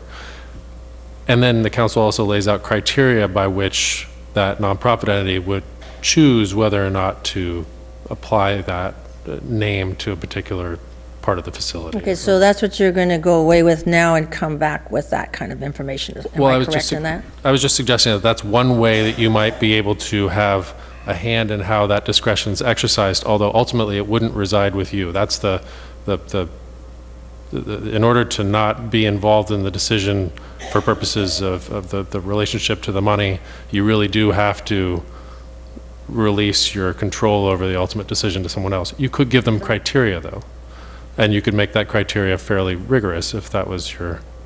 Well, that would be where I would be leaning, because I think we are, government is the horrible people, and government is also should be the protector of the community. So I would want to make sure that whatever we write up is written in a manner that the public interest and heritage is part of the decision making. Well, what I am hearing from you is that you would like there to be some separation between recognizing community service versus a donor recognition opportunity, correct? That's right. Yeah. So we can definitely tease those things apart and make them more clear, and I'd be happy to do that. Well, as long as that, the donor recognition, I would want that to be accepted by the community and not say, oh, those are... just because they gave you a bunch of money, we don't really go along with what their philosophy is. I mean, does that cover that? I'm trying to reconcile your question, Mayor, with the experience I've had in the past with managing that kind of a process. And in that previous experience, the City Council said, we do not want the building to be named after somebody. We think that the building should be named after the city. The Walnut Creek Library, as an example. Here would be the Pacifica Library, perhaps. But to recognize donations inside the building or in the surrounding area, we're fine with that. And we delegate that to you, Foundation, to figure out how to optimize the donations. That's an example. Okay. Yeah. Also, it's getting late, and I don't know how much you want to keep hashing this thing out. Or what have you heard? What are you ready to do? I have two more lights here. I don't know who was first. Let's go, Mayor Pro Tem O'Neill. I was speaking to someone in town here that has contacts with several people that could pay for the new library. Okay, and I'm not saying we do name the library after an individual. However, but one of the things they want is a naming policy so they know the rules of the game and they don't have to go through an onerous gauntlet of Spears in Pacifica to write a check for something, okay?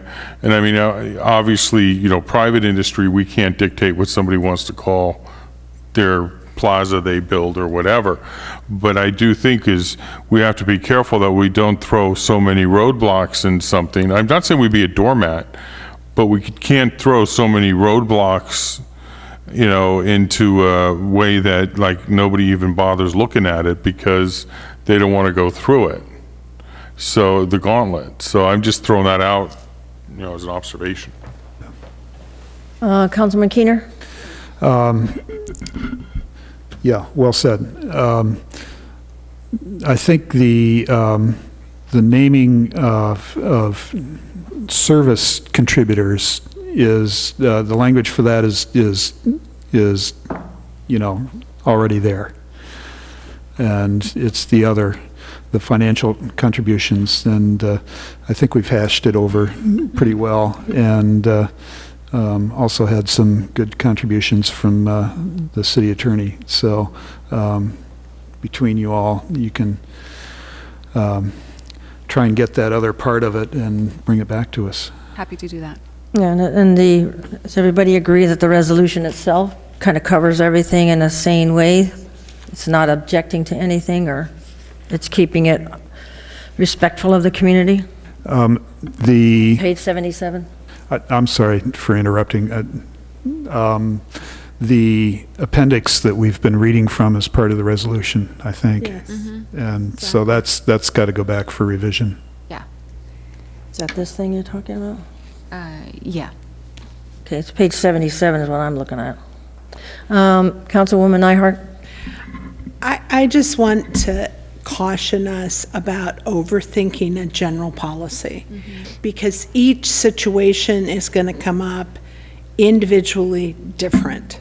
And I can picture, certain things and certain kinds of situations in which you want to have a lot of public input, and I can think of other situations in which it doesn't make any sense. And I think we're going to have to give some guidelines and then recognize some of these general principles.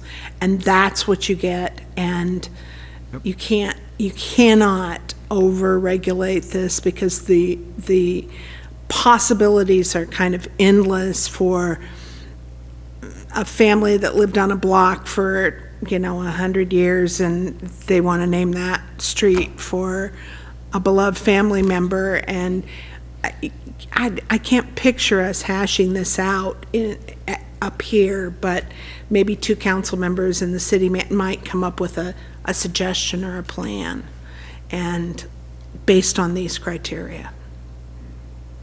Anybody else? So I'm not sure what your comment was about that with the people, but I think with the 4 whereases on the resolution, that covers my perception of protection of the people. That's exactly what we were talking about. Okay, so you have enough? We don't need to I do do, anything thank else? All right. That was lengthy, but at least we got done. Okay, I've lost my agenda now. Work plan. Okay, we are now on consideration. We have 2 more considerations, number 10 and number 11. Number 10 is status update on the work plan for the year, and number 11 is Beach Boulevard developer selection update. So who's doing the...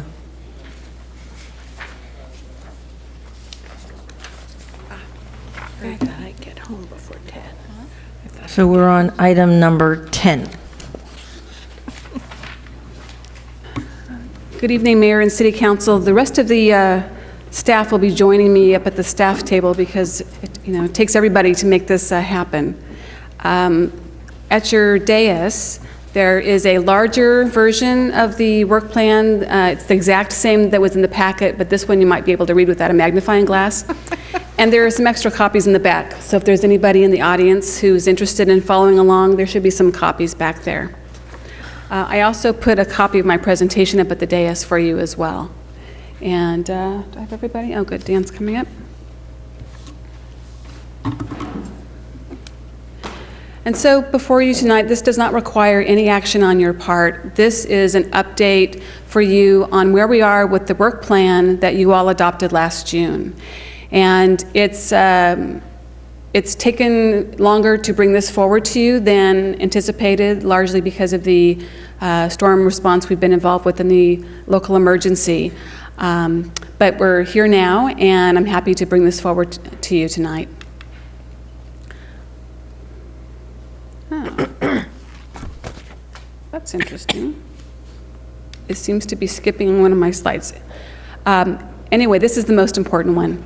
This is the work plan that you all developed last year, and okay, I'm thrown off a little bit. Let me just do one more thing. Okay, I guess maybe it's.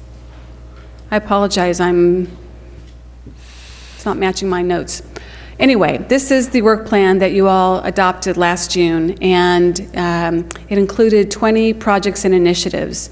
There was another part of the process, also in your packet, that you all worked on, and that is creating a set of goals. And you came up with 6 goals, overarching goals, and then these 20 projects and initiatives were sort of the action plan of the work plan for the year. And I've jokingly called this my to-do list. Tonight, what we're bringing forward is a status update on those 20 projects and initiatives. So you'll note as I go through them that we have not been able to make as much progress on some of them as we had hoped and had thought, actually. And there's a variety of reasons. Some of them up are on the screen. There were others as well, with the biggest being the El Nino storm damage.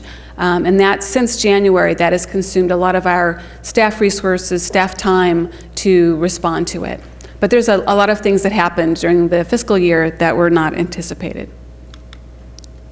So I'm going to just go through them one by one. So the number one, and these are the lines on the work plan. The first 12 or so are in order for the council's priorities, but I'm just walking you through them line by line. So the first one was to launch the Economic Development Program, and I'm deeming that to be complete. As you know, we hired an Economic Development Manager who began last May, and that's Ann Stedler, and she is now leading the Economic Development Committee.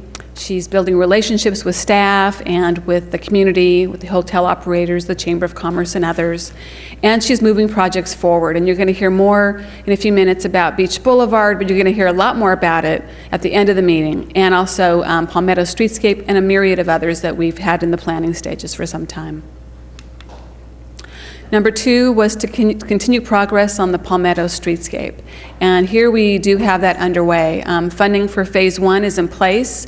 The city received a grant from the Transportation Authority of $1 million, and you took action to designate an additional $1.875 million, and that should be enough, we estimate, to get Phase 1 done. We are refining the project details, and the Economic Development Committee is reaching out to the community. We expect to go out to bid on the project in October, and then other phases will hopefully follow. And the total cost of the project is $5 million. So we don't have that money now. We're happy to be going forward with Phase 1, but ultimately we hope to be working on all of it. Number three was Beach Boulevard, and that's the property development, and that progress is underway as well. Again, you're going to hear a lot more about this in a little while tonight, but we received 6 high-quality responses to the request for qualifications, and we're happy to be able to bring that forward. And this has been something that's been in the works at the city level since at least 2010. Number 4 was to complete the general plan update process. And here we do have progress underway. We launched an outreach effort, which is what the council asked us to do back in August. And that started with a column in the Pacifica Tribune written by the planning director. We also had the booth at FogFest this past year. We have a new webpage that has information about the general plan. Unfortunately, we've not been able to move that forward as quickly as we thought because those other priorities have delayed us making greater progress. Number 5, begin repayment of the $4 million in interfund loans identified in 2014, and this is really on hold. And that's primarily because the funding that we anticipated we might be able to bring forward and talk to you about, beginning to address this, has now been redirected toward the emergency response. We are, however, working on an update on the loan details, and I do hope to be bringing that forward to you in the next couple of months.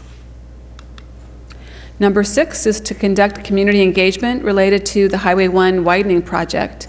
And here again, progress is underway. This effort was launched in July, also with a column in the Tribune. There's a new web page. We had the booth at FogFest where we were actively sharing information. Staff and a couple of council members have met with a traffic signal innovator, and we have a request into Caltrans to consider using some new hardware and software to help the traffic move through the corridor that's being discussed in this plan, this project. I mentioned earlier that we will have a booth at EcoFest in April. We will be posting some questions to begin gathering community input on City Hall Listens, which is the online tool that we have available to us, and then we'll be having those community meetings. Number 7, affordable housing needs, and here again, progress is underway. Both council and staff are participating in regional efforts, staff through the 21 Elements Task Force. The council member Irvin serves on the San Mateo County Jobs and Housing Task Force. We've had a special invited presentation that Mayor Pro Tem O'Neill arranged for us with the San Mateo County Community College District, faculty and staff housing. Again, we haven't been able to make quite as much progress as we had hoped on this item because other priorities have taken our time and energy. Number 8, create an employee recognition and retention program. And here the progress is well underway. This also was launched in July. We've had several events for employees. There's an employee committee that's been established to oversee this. We've also had all-hands meetings, meaning all staff were invited to come together to hear about the budget, and we also introduced priority-based budgeting.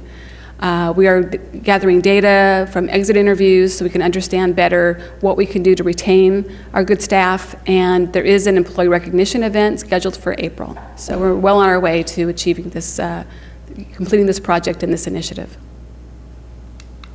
Number 9, introduce priority-based budgeting for this fiscal year coming up.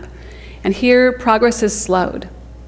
A number of staff, a team of staff, went to the priority-based budgeting conference in August, and we've started moving forward with all of the steps, and it's somewhat labor-intensive. So we have created a revenue manual, we've created the program inventories, which are a key factor in the whole process, and we do have a fiscal health model being developed currently.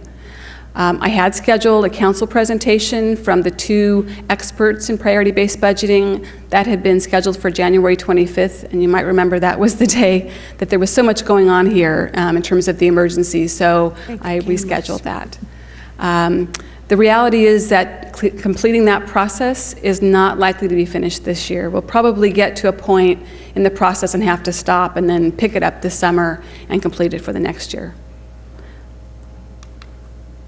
Number 10, continue efforts toward construction of a new library. And here again, progress is underway.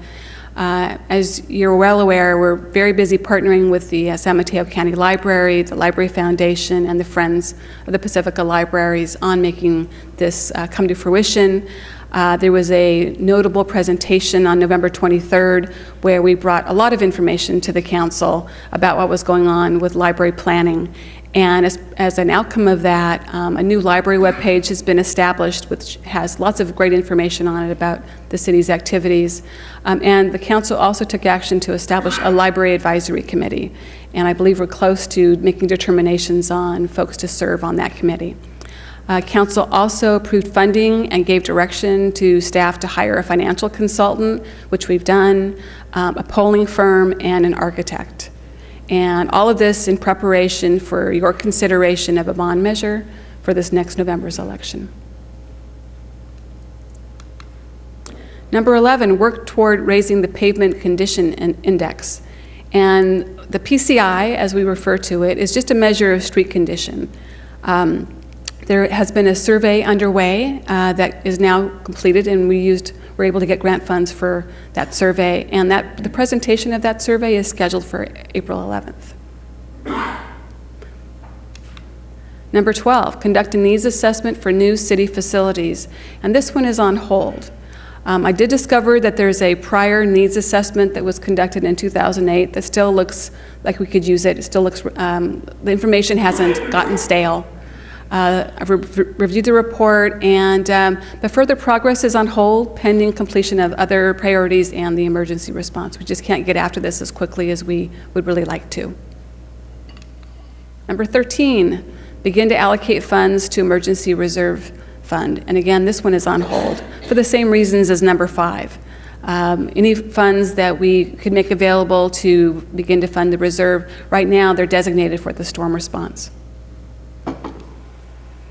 And let me just add one thing before I move on from there. There is some good news here, and that is in the past, when the city has had storm damage, we have had to sort of engage in one of those interfund loans to come up with our portion of the funds, and that's partly why one of the funds is drawn down. What we're able to do this year, because the excess ERAF money is not part of the operations budget, is to designate that as our funding source. And so that is progress. And I just wanted to highlight that.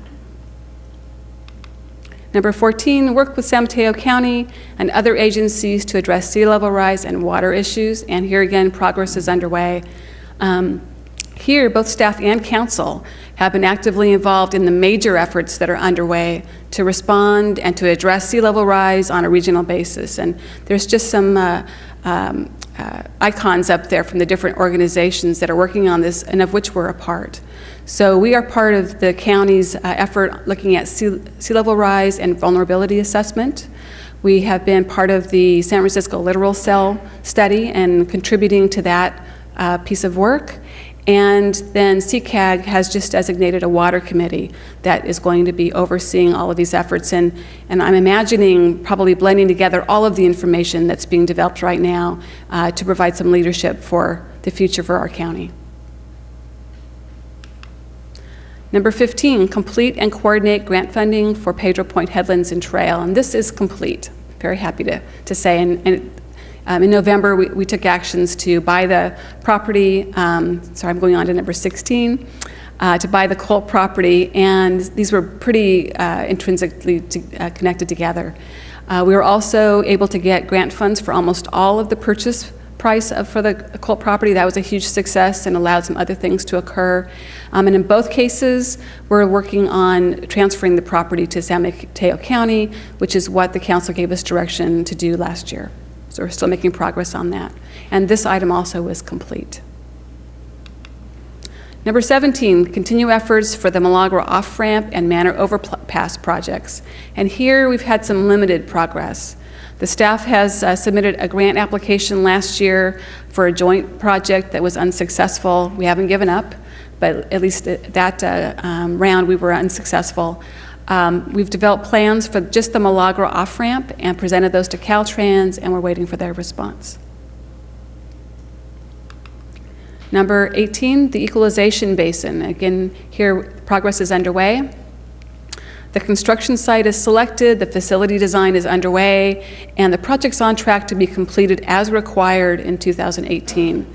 And I added a little note. Most of what the council has seen and what we've talked about has been around equalization basin. The design firm that we're currently working with now is thinking it might actually be a rectangle. So you may see that shape in future presentations. Number 19, complete the Safe Routes to Schools project. Here again, it's a complete project. And this was where the City of Pacifica partnered with the school district to build 5 lighted crosswalks and to make walking to school safer. We applied for a grant, the Pacifica School District put up the match, and then we did the work. So it was a great partnership. And then last but not least, continue improvements on the sewer collection system. And here again, progress is underway. The design of the system requirements for the 2 projects coming up, Pedro Point and Lindemar, which is the north area of Lindemar, are underway, and we expect construction this summer. And so part of why I wanted to bring this forward to you and why it's good for us to have this conversation is because, as you know, we've already embarked on the plans for next year's work plan. And here's some photos taken during our working session in February. And as Mayor Degree mentioned, we'll have a follow-up day together on May 21st.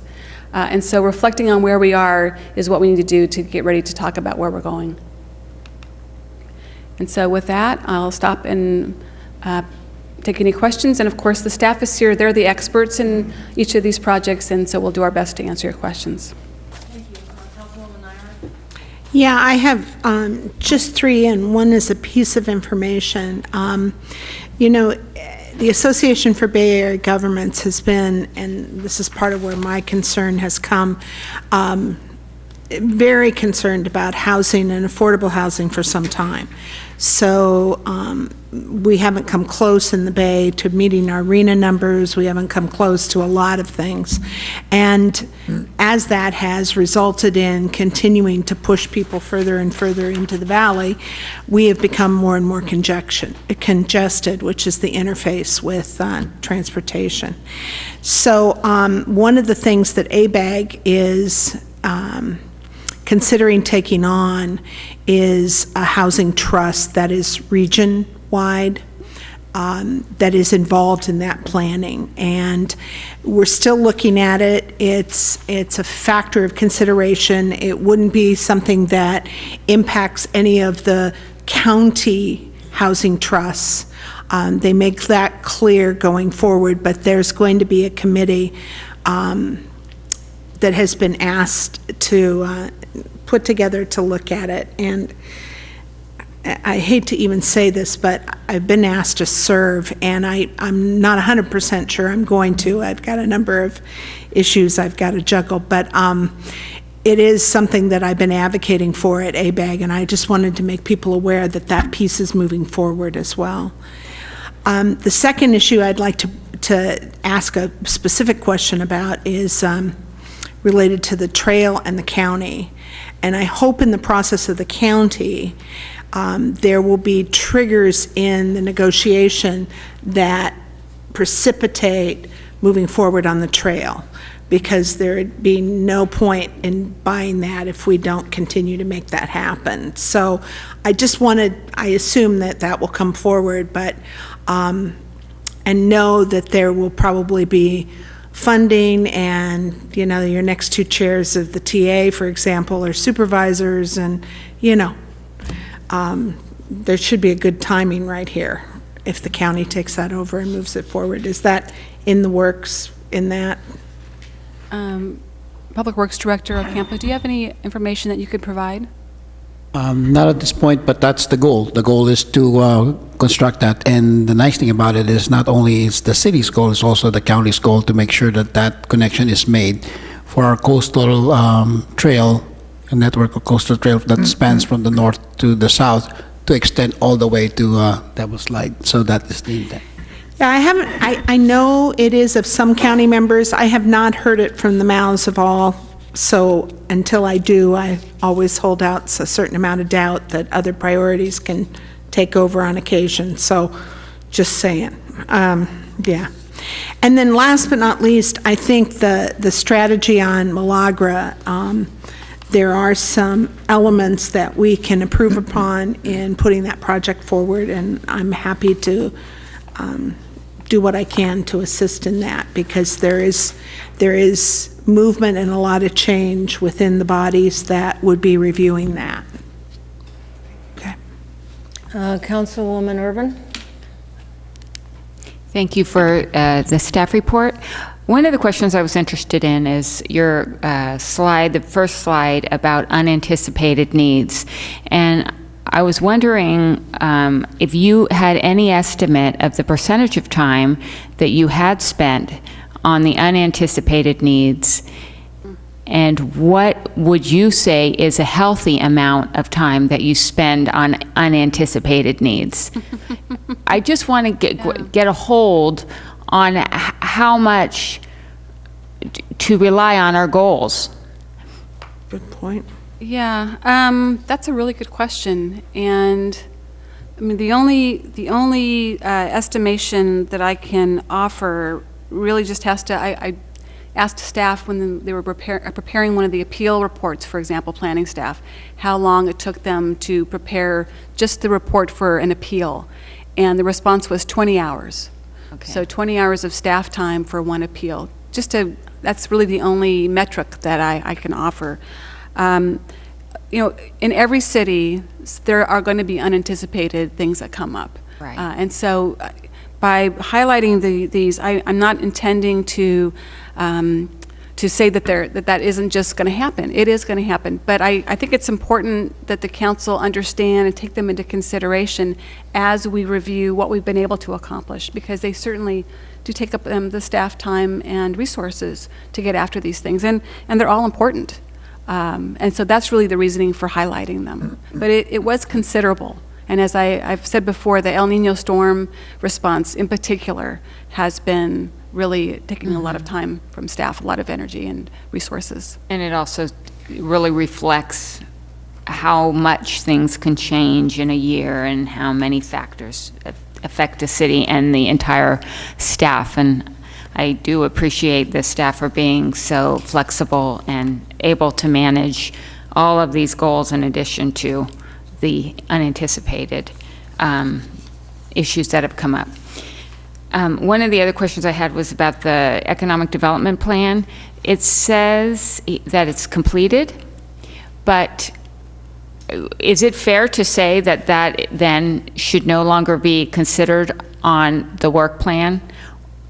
Well, I was going after the actual wording, and that was to launch the program. Okay. And so that I believe we've done. And I think it was worded that way because the council and your predecessors had talked about economic development for a very long time. And so you wanted to make it a measurable item to actually get it launched when we put this together, and we've done that. And the launch itself has created a lot of additional work. Extra work, but we now have a person to actually Right. shoulder some of that, so that's been great. Yeah, it's really And amazing. Ann Stedler is here. If you have questions about her work specifically, she is available to answer them. I would appreciate getting a little summary of what's being done with it was our number one priority, so I would appreciate hearing just a little summary of the work going on now.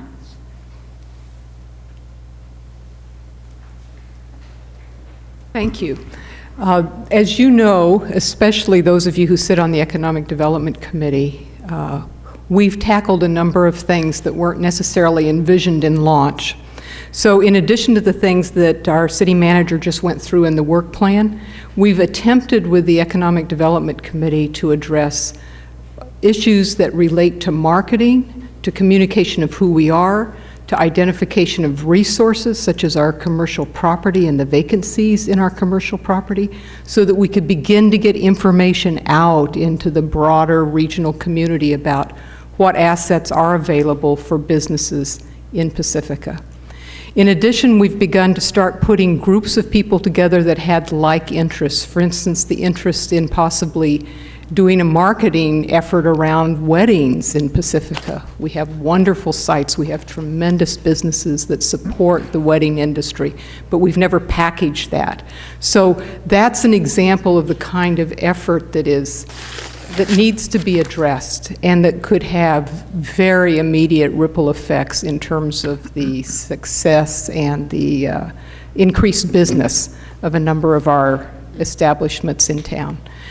That's even more strongly understood when you talk about the tourist serving or the visitor serving industry, because the effort that the HBID, the hotel bid, has made to launch that has been a tremendous asset. It's one of the reasons that we're doing well with our efforts on Beach Boulevard, for instance.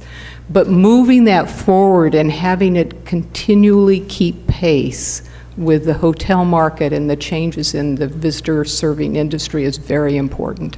So letting that aspect of our economy coalesce is certainly one of the next phases that we need to address. That may give you an idea of the direction in which I believe the program is going, and those kinds of things would be part of the work program as I would draft it for the coming year. Great, thank you. Yeah. I know I hear a lot of the exciting ideas and things that are going on in the Economic Development Committee, and I do want to thank you for the efforts that you've made to push that forward, because it's been quite significant, so thank you. Is that it? I'll ask more as I go. Mayor Pro Tem O'Neill?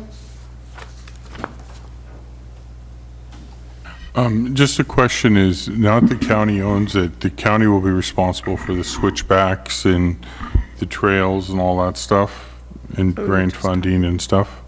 You're talking specifically about the Colt property? Yeah. We haven't made the transfer of the property to the county yet. There was some cleanup of the property that the county required, and there's some other steps that are going on. But they have said that they will take responsibility for constructing the trail. And so it's our understanding that they want to make that happen and make it happen soon. Okay. Just wanted to double check. Thank you. Councilman Keener? Yeah, let's see. So relating to item number 6, conduct community engagement effort related to the Highway 1, you'd think I'd be able to say this, related to the Highway 1 widening project.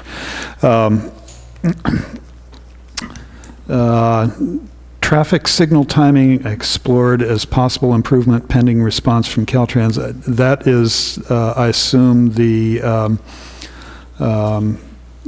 interaction with Rhythm Engineering and the InSync system, and Yes, it is. and we're sort of awaiting the word from Caltrans on that. That's my understanding, unless, Van, do you have anything else to add? That is correct. What about the Caltrans has some preliminary plans, I think, to install cameras at the Valimar, Fassler, Crespi, and Lindemar intersections. Do you know anything more about that? My recollection about my recollection about that is that as they do the project, they have a project where they will be repaving the stretch of Highway 1. That's a $15 million project that they have, and part of that will include that. That's my recollection about that, including the timing of when that's going to happen. I have no confirmation yet, but I will, circle back with you on the confirmations once I get it. But do you know what it's for? I mean, is it for making the signals better, or No, something else, sort of an ITS sort of effort?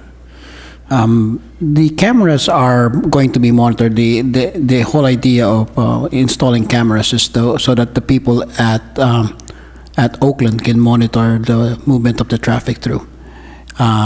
If they have enough, if budget warrants it, they can actually put controls whereby people at the Oakland office, which is a two-story monitoring office, can control the light so that it favors a certain direction. It also has the added benefit that if there's a traffic caused by an accident, then they can have CHP dispatch at the location. Yeah. Okay. And the second thing on this is video simulation under development, also on Highway 1. Yes. Do you know what that is? I do. Ah, great. We are working with a consultant to actually create a simulation of what it would feel like to drive on that stretch of Highway 1, so that people can truly understand what the project could entail, just as a tool. I assume you mean a rebuilt Highway 1 rather than the current one, because, obviously everybody has that experience. That's exactly right, yes. Okay. And the hope is that the video can be put on the website. Pardon me? The hope is that the video can be put on the website. Okay. And the next thing is the library, and so I've heard a lot of talk around town that about the location of the library, that the proposed location on the Beach Boulevard site is not favored by some people, some voters, and it's possible that that is not favored by enough voters to endanger passage of the bond, which will require a two-thirds supermajority to pass. So how can we get this sort of looked at really carefully by the committees that are about to be formed, is my question. My object here is to save the city from going down on the bond issue. I figure that if we fail at the bond issue, it will be several years at least before we get another shot at it, right? And so I'd like to be successful the first time, even though I realize that there's volunteer fatigue among the Library Foundation and so on, and I've mentioned the possibility of looking for a new site and I think they feel like, oh man, we're back at square one if we have to do that, and we would really rather go forward. But I think this is a crucial decision to be made, and it should be made fairly soon, and it will certainly involve whoever turns up on the library committee. And I just wonder if you have any insights to add to how we should approach this. Well, the site selection process occurred before I arrived, but my understanding is that a number of different sites were considered by my predecessor and the library supporters in trying to figure out the best location, so I know that that's occurred. The actual library hasn't been designed yet, as we all know, but even the preliminary design had a half level up, so in other words, it was built on a podium. And that was taking into account that there would be some, the wave action or water issues. And so the building itself was basically half level up, and then you would go down into the parking garage below. And the parking garage access was not on Beach Boulevard, of course. And so I guess I just shared that because some consideration of water issues have been taken into consideration for that site already, and I can't answer whether it's enough, but certainly the architects that we've been working with so far, just on the conceptual design, we're very aware of the dynamics of the site. Again, the library site's also located away from Beach Boulevard. It's on the corner of Palmetto and Montecito, so it's got some distance. I understand. But we wouldn't get after those issues until we start actually doing the design work for the library itself. Can I just interrupt for a second? I want to caution this discussion. At some point, the Beach Boulevard property gets split off, and most of the property is not in my area of conflict of 500 feet. But if you go too far down this, you are in a discussion, because I will always overlap the library at that site. So I would prefer we stick to the work plan. This is an item on the work plan. I'm afraid I just can't do it any other way. Maybe we could put the library towards the end Okay. and do everything else, and then come to the end when we're ready to. That agreeable? It's agreeable to me. I guess you could structure it that way, although we would certainly like to get a vote, not a vote, but the full involvement of all of you through as many of the items as appropriate. I would turn to the city attorney. Want to comment? This is one item in our total work plan. Yeah, it's as to deliberations around this item. I think your caution is a wise one.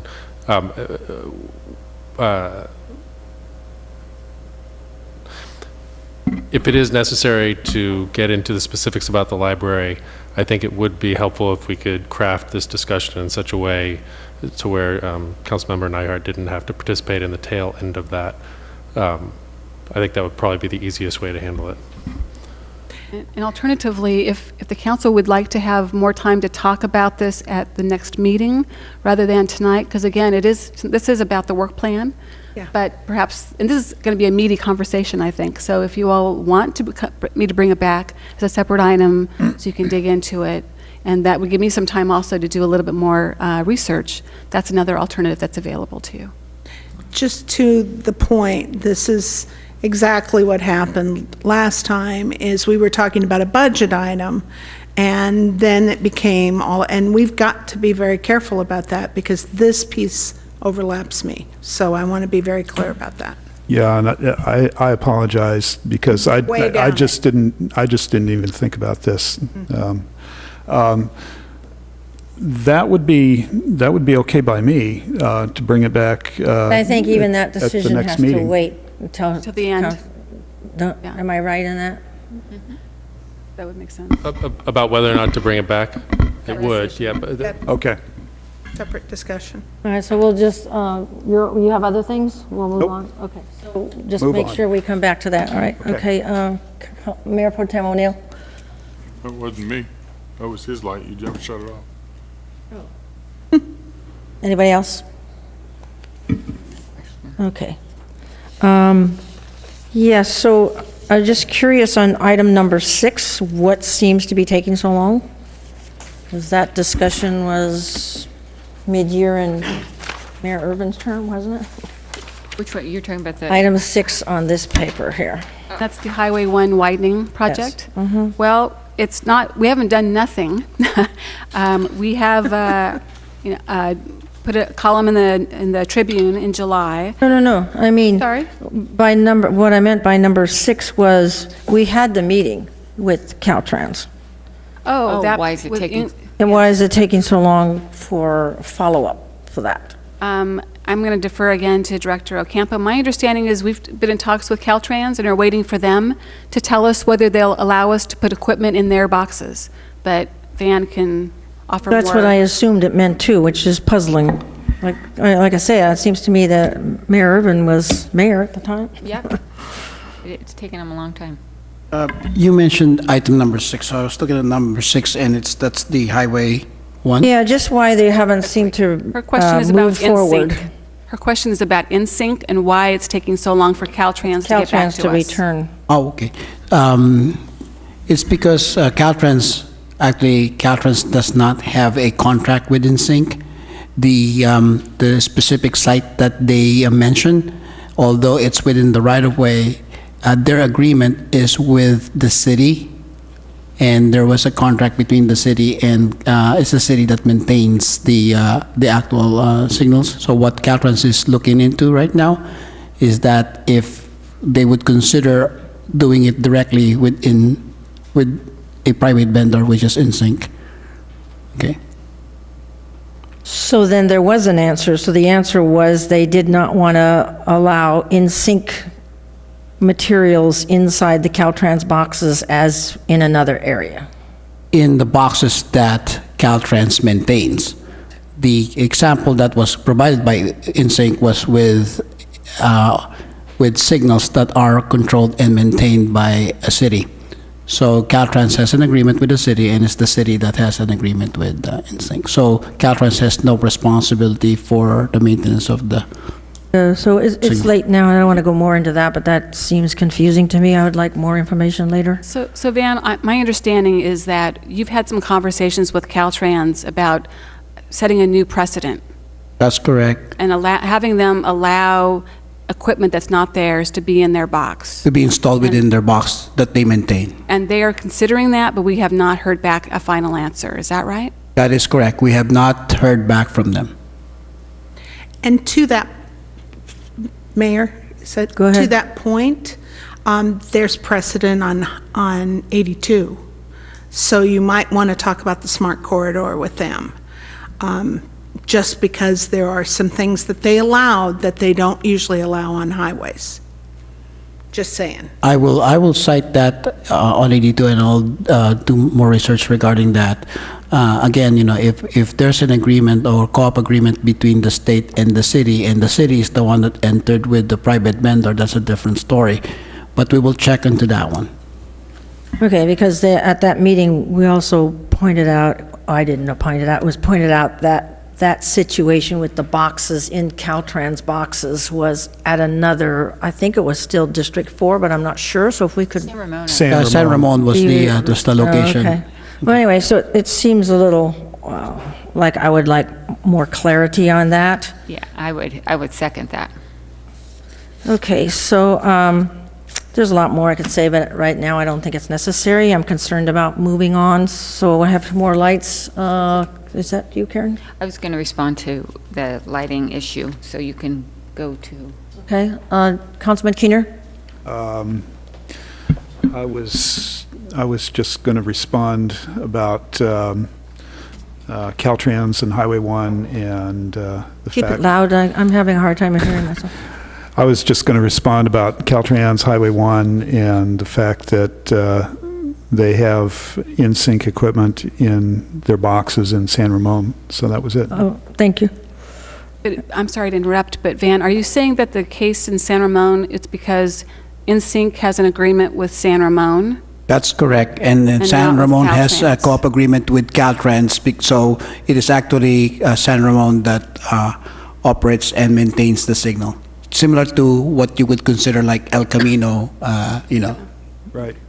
But the distinction is that that's not what we would have here, and that's why it's different. Yeah. And we haven't given up, but they're also not getting back to us real quick. And so I think the avenue to explore with 82 is a great one. We can maybe see if that could apply in this case. But that's the situation is there's no other examples that we've been able to find where there's a structure that would be like ours. And so that's why they're deciding whether they're going to allow us to set a precedent or not. So we're talking about a structure like ours, what structure are we talking about? So in San Ramon, the equipment that InSync has there is through an agreement with the city, I got that. not with Caltrans. Right. So we would want them, InSync, to have the agreement with Caltrans. Oh, Because they would have their equipment in Caltrans boxes. okay. And so Caltrans is not sure they want to allow that. Okay. It may seem like a subtlety, but to them it's a big deal. No, And it sounds so- like a big deal. So I don't want to spend the time now, but I would like to pursue this conversation with more time. Sure. And So would if I. I just may add on to that, it's very much worth exploring, as the cost that was estimated of these signaling lights were in the tens of thousands, not anywhere near the cost. So potentially, it could add an additional, whatever happens with the widening or not widening, this could just potentially provide a rather inexpensive potential improvement. And so it's definitely worth our energy to see what we can do about this. Right, thank you for that. Okay. Okay, so the other thing that I was concerned about was because, the erosion has hit us, we never really know when that's going to happen. It has hit us really impactful, and I don't think it's going away. What other recourses do we have? Because we get kind of stuck with all these other necessities. These aren't all total necessities, but there's priorities among them.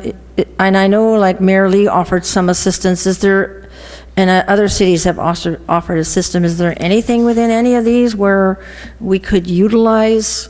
Because I know staff doesn't sleep as it is, so I'm not trying to make sure that staff loses more sleep. Well, one of the areas that I'm hoping that the council will talk about during the goal setting in May is that topic and how you would like the city to move forward related to sea level rise and climate change and erosion, which is the manifestation that we're living with.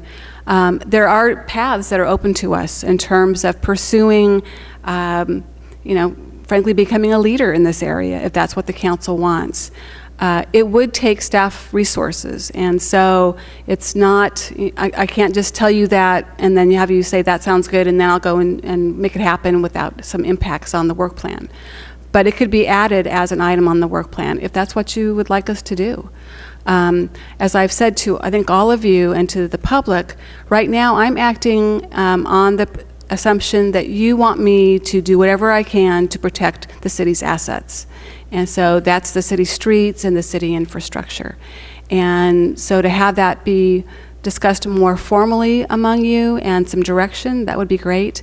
I know you're aware we are having conversations with the Army Corps of Engineers and with Mayor Lee from San Francisco. His staff have followed up with us and with others about the resources that might be available to us to move forward in this area. And so again, I'd love to hear the discussion that you might have in May on this topic. That's good. I certainly go for that. I have one more question. Councilwoman Urban? Just one more question. One of the things that I found difficult to evaluate is the time. So we are asked during these goal setting sessions to come up with approximately 10 projects, plus or minus a few. But some of these projects take a great deal of resources, and others may almost be finished or take a much smaller amount of resources. And I think what might be helpful in our next goal-setting session is to have some level, or, you know, if you think about a pie chart or something, just have some sort of frame, you know, reference to how much a particular project, not exactly, but just, you know, how much resources does that particular project take, or what is the timeline? I don't know if that's asking, you know, too much, but it really helps in trying to evaluate. You know, what happened at the last goal-setting session was people started coming in with a lot of new projects, so you're already working on all of these projects, and we all know how busy staff is and how insane it is in addition to the new unanticipated goals or projects that we're thinking about. So just to get an idea of if the number 10 is still an appropriate number, and if we can, you know, have 5, but we may not get to the 11 through 15 or something like that. So I'll offer a couple of responses. One, this is a new tool for the city of Pacifica. It's a tool, that's all it is. And it's a way of helping you all come to focus on what your key, the most important things to you are. And that's really all that it is. Okay. And it's a very helpful tool. It's helpful to me, it's helpful to the staff. I think it's helpful to the community, because then they better understand what's of the highest priority to you all. So it's going to take a while. It's going to take a few iterations of this for us all to get used to it and to have a greater comfort with it as a tool. But it really is just a tool. Going back to your question, so we've started looking at a timeline function to see if we can come up with a way of doing that that's not too onerous, that could help illustrate. Some of these things will go on all year, and you're right, some of them will be done in a month. And so we are looking at ways of illustrating that. In terms of like numbers of hours or staff capacity, I'm not sure. I mean, something comes to mind, maybe small, medium, and large. You know, I'm not really sure. We can talk about that. But we're actively working on trying to help you have the best planning day in May as possible. Okay. And so I hope that helps. It does. Thank you. Okay, Mayor Pro Tem O'Neill. I was just saying, I know we have at least one card for public input. I think we should maybe consider that. Did we get off questions? I just have one more question. Go for it. And could we add to that some relative sense of cities our size and staffing? Because I always think that we think of ourselves in one way and we're really staffed quite differently. Yes, we are. And I just think that that's an important resource to sort of consider, because you can compare us size-wise very closely to San Bruno, but we don't have the same almost anything. So we've been working on that as well, because it's a question that we'd love to answer. The challenge is doing the apples-to-apples comparison. Yeah. And so we've done some adjustments. So we can bring forward what we have available, just to give you some ideas. Yeah. And yes, we can definitely give you. Meaning not everybody has a wastewater treatment plant, not everybody has that. Well, they use different names for things too. And so we'll call up or go online and look for the number of FTEs in Public Works. Well, they might have Public Works including things that we have in another department. Code enforcement is in Public Works instead of in planning. So you have to control for some of those things. But yes, we can give you some idea of how we compare. Okay. And I'll let you know, we're way below the other cities. Yeah, so I know. Councilman Keener? Yeah, that should probably include a comparison of revenues also. Oh, geez, it just flew my mind.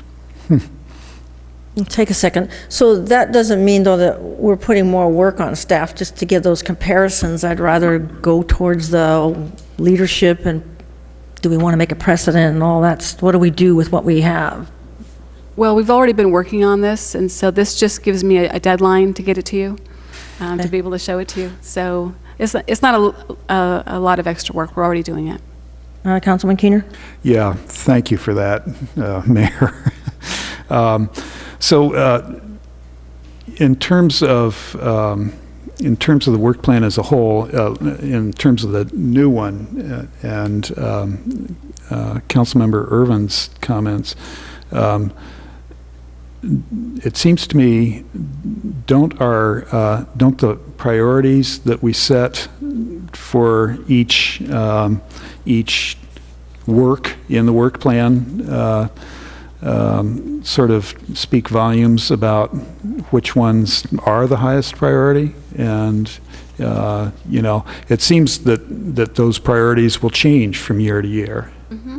Oh, that definitely will be the case. Yeah. And a project, I mean, that last year, I don't know if you remember, but I asked you, there were maybe 10 things that were already underway, and I asked you, would you like us to stop doing any of those? And so you had the chance to say, take something off the list. You didn't. You said, no, we want those things to continue. And then we added basically another 10 on top of that. Yeah. And as a starting point, it was fine. And we've been able, I think, to get after a really remarkable breadth and number of actions that you all identified as being important, and bringing things to completion that the city's been working on for a long time. And so maybe that we just get the benefit of having been at the end. But I'm still really proud of it, and I hope that you are. And it's a way of communicating all of that work to you that we can't otherwise do. Yeah, it seems to me that even if you have more than you can possibly do without emergencies waylaying your efforts in your work plan, so you've got 20 or 30 things, those things that are prioritized 15 through 30, if you don't get them done, well, there's a reason why. You focused on 1 through 15, for instance. Well, and you're absolutely right. And so that speaks to, what would you like this list to be used for? Yeah. Do you want to just park things on it so that you can, I'm saying this a little bit more negative than I mean to, but do you want this to be a meaningful list that really shows what your top priorities are and what the city staff should be getting after? Or would you like to be bigger and maybe then play a different kind of a role in what you're communicating to the public? And those are good questions for you to talk to each other about. Mm-hmm. Yeah. Okay, are we good to move on? Yep. All right, so we have at least one question for item 10, which we're talking about now. If there's anybody else would like to chime in, please come on up with a, Dan, come up.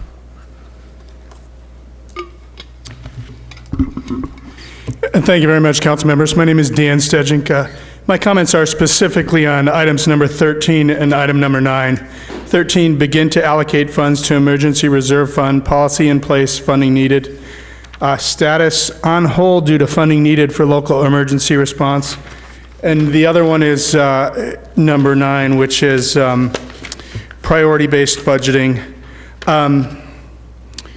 We talked about dynamic nature and surprises and getting waylaid by things. We had a real big surprise last month when we added $28 million in unfunded pension obligations to the CAF. What council may not be aware of is we've probably got another $8 million in unfunded pension obligations already right now that's going to hit us next year. There's also between $6.3 million and $11.7 million of unfunded medical obligations that's going to hit us again next year. At the goal setting mission meeting, I went through a couple things, two options there. We could sell assets like Beach Boulevard for its likely $10 million market value and pay down some of that debt. We could cut expenses 3% across the board like San Francisco did. And of course, the third option is just to do nothing, because there seems like there's absolutely no place in priority-based budgeting for dealing with long-term systemic debt. Looking through there's nowhere here that would go, but it's obviously something we probably just can't ignore till it hits us like a tidal wave. Thank you. All right, thank you. Is there anybody else? Seeing no one, we'll come back to council on item 10. Anybody want to? Okay. So, through the mayor? Sure. I need to step away, and I will leave the room, because you're going to be talking about an area of town that I overlap by about 20 feet.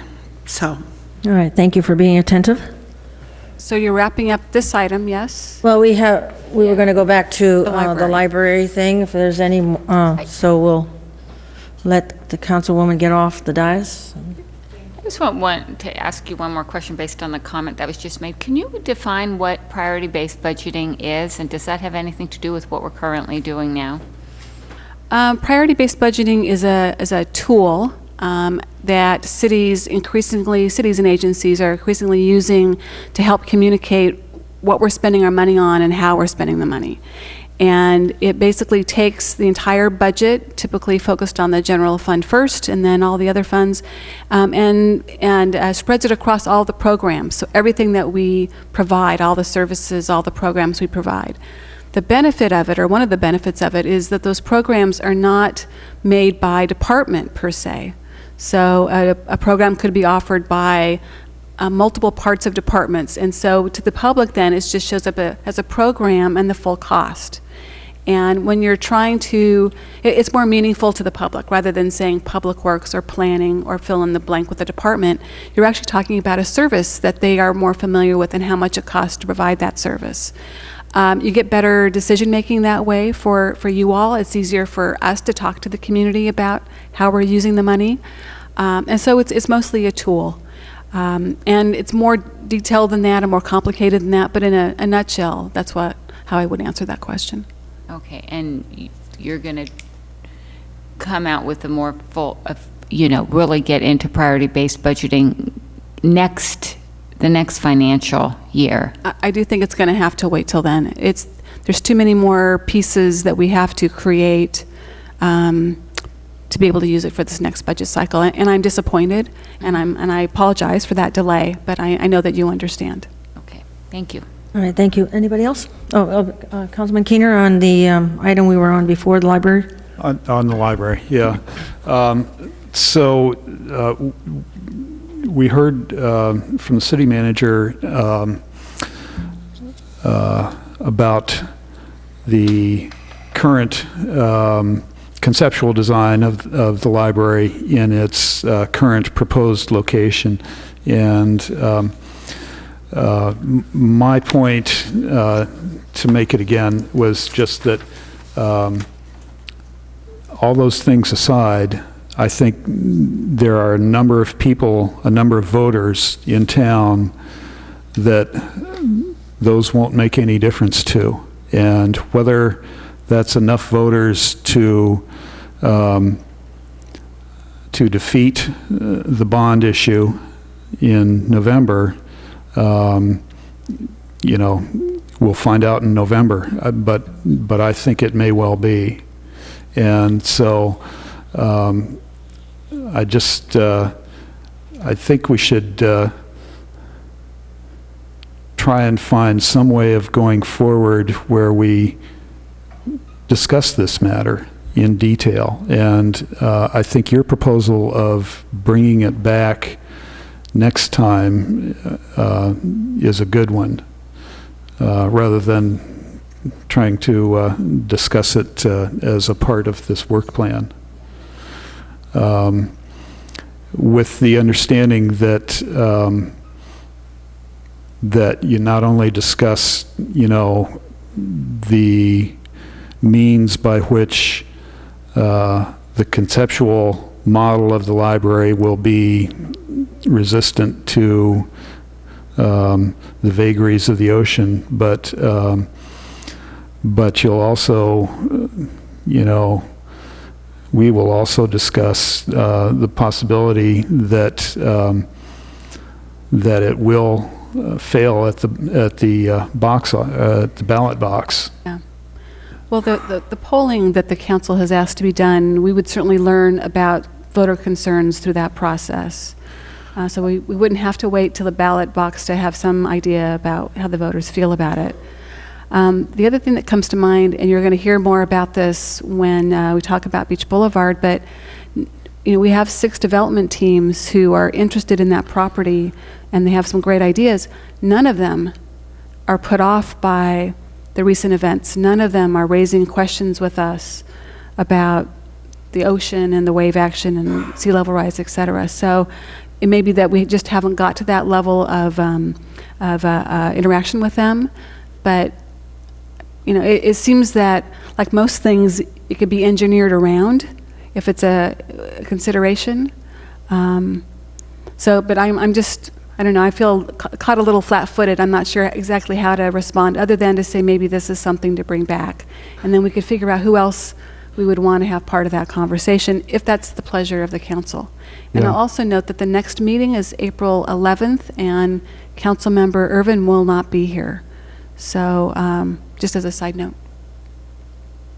Yeah. Okay, well, boy, and that would leave 3 of us, actually, to discuss this issue, which You would have time isn't for some ideal. polling. What's that? What is the deadline to make decisions regarding the ballot, and also when does the polling? The And we have polling deadline results. for putting something on the ballot, I think it's your first meeting in August, if I'm not mistaken. But there's a number of steps that lead up to that. And the polling, actually, maybe this is an opportunity for Tina to chime in. She's the lead on the library now, and so she can maybe fill in some of the blanks for us regarding the timing of the activities. Can I say something about the Oh, polling please. first, though? The last polling that was done in this town was for Measure V, and it was spectacularly wrong. I mean, not just a few percentage points. It said it would pass, by 2/3 majority, and it failed by almost that. So that polling firm does not inspire a high degree of confidence. I understand. And I don't know who does. I mean, this is a real quandary, I think. We don't have polls that I'm going to believe. Maybe somebody else will have more faith in them. I'll shut up there. I mean, all I can like to- add is that the polling firm's expected to start work within the next month and be able to report back to the city with the results. And this would be something that would be part of the testing that they would do with their survey. Testing, I mean, when I say testing, some of the questions that would be in the survey would get to if there's any voter concerns with the location. I'm sorry, I didn't hear that. Voter concerns with the location of the Okay. library. Okay, yeah. Well, that's good. So, anybody else on council, questions? Are we ready? So, and we have a card, we have 3 cards, actually. Are we on number 11? No, we're on 10 still. We're still on the same, Oh, sorry, we're still on 10, my mistake. unless we have any additional. Is there council interest in bringing this back for more discussion? I would say yes. Yeah, but not next time, because No, you have there would only time. be 3 of us eligible, and we should really try to have 4 anyway. Okay, then we'll look at scheduling and bring it Yeah. back. Yeah, it's I can't be here, for sure. Yeah, I know. So you're good? Yes, I think we are. Thank you. Okay, so I believe we're finished. Do you need anything? You don't need anything else from us for this item 10? No action, no. Just again, I'm pretty proud of what we've been able to do, given the resources that we've had available and everything else we've been juggling, and I hope that you are as well. And we're all engaged, and that's a good thing. And yeah, I do just want to say thanks, because I know that we did discuss this in a lot of detail, the amount of work that everybody on staff is doing, and it really, truly is pretty unbelievable just how much you are juggling and handling on behalf of the city. So thank you for doing that, and, it was very educational and informational as well, and I encourage people to come to part 2 of the goal-setting session. Just, it really gives you a lot of insight in terms of what projects and how much the staff is actually taking on. So thank you. May 21st. Okay, thank you, and stay healthy. Yeah. All right, we are now on item 11, which is the final item. And we should call back council. No, she has to leave for that, too. Oh, okay. So we're on item 11 under consideration. It's Beach Boulevard Developer Selection Update. There is no action needed, but this is information report. Thank you.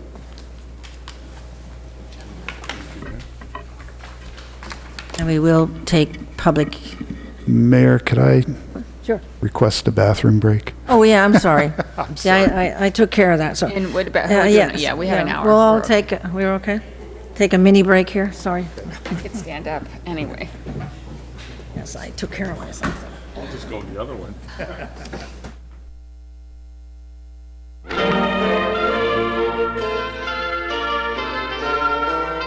Right. Sign so I can get off of the disc before you call the meeting back to order. What am I signing here? The resolution. Never heard this, the backstory. Yeah. And so, Vehicle replacement and I those mean, are the because the minutes. school districts are both hired. So the school, Is that it? Yeah, the other one was the resolution for the naming policy, but we have to come back with that. Okay, thank you. How are we doing, folks? Holly in, free. Are we going to be good? Yeah. I think I have one. I have no idea what time it is.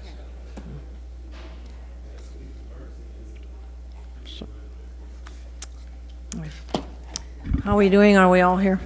Yeah. Okay, calling the meeting back to order. We are on the last item which is also under consideration, is number 11. Beach Boulevard Developer Selection Update, proposed action, no action needed, information. We are ready. So if folks could take the conversation elsewhere or whatever, I thank you. Go ahead. Madam Mayor, City Council, members of the public, you're correct. This is an informational meeting. It's on the project proposed for 2212 Beach Boulevard, the entire property in which we're currently, where we are tonight. I want to start by talking a little bit about where we are in the process of achieving that project. I've got a few slides that deal with timelines and sequence so that we can understand what went before and what comes after where we are tonight. Then we'll review the goals which have been established for Beach Boulevard so we're clear on what it is we're asking the developers to achieve for us. And the bulk of the report then will be on what's the concepts that are, what are the applicants who've given us qualifications, and what is the information that we've learned from that process.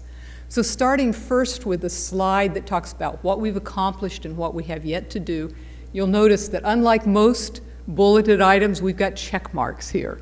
So we've achieved some of these things. For instance, the goals for the project have been set. Phase 1, the qualifications of identifying who has the capacity to carry out the project, is what I'm reporting on tonight. That's the portion of the process called the request for qualifications. It doesn't tell us how they're going to build or specifically what they're going to put on the site, but it tells us who has the expertise to accomplish the project.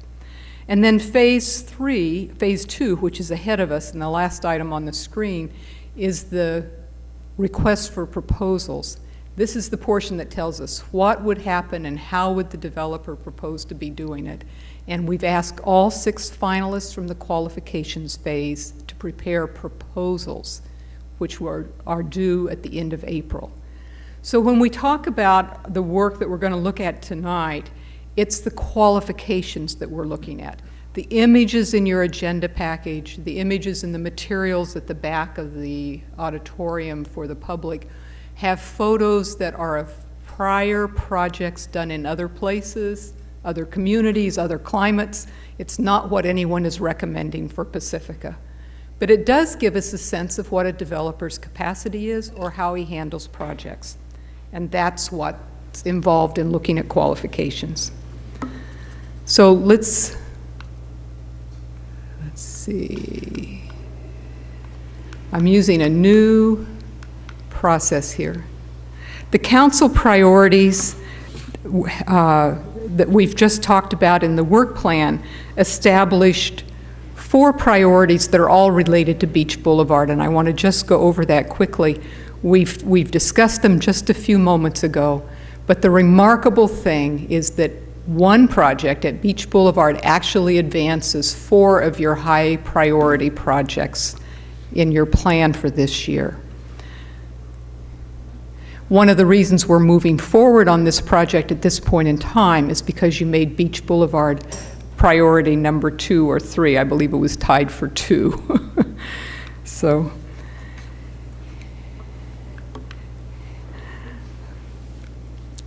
This work of getting a piece of property built out is a long-term effort.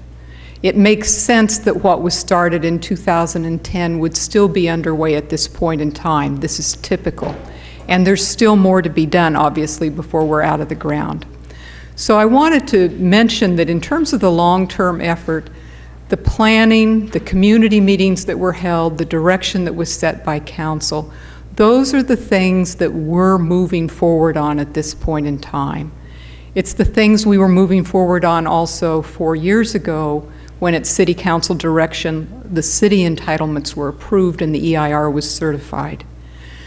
With that as good, solid background to tell the development community we're ready, we've launched the developer selection at your request.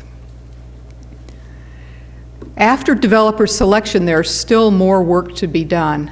The next steps will include negotiating a sale and development of the site and doing any updated planning commission entitlement work at the local level and coastal commission work, of course. So I want to drill down in terms of timing just once more and say this is the detail of the selection process. The RFQ that you authorized release in fall of 2015 has resulted in qualifications that are submitted. That's what I'm going to describe tonight. We've analyzed those. We held interviews, which were very instructive in addition to the written submittals.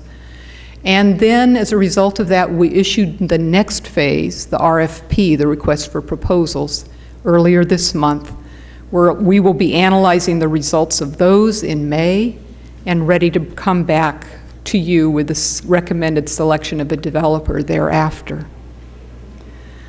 So those slides complete the discussion of schedule and sequence. This slide moves on to the established goals for the project, and I wanted to highlight especially the first one.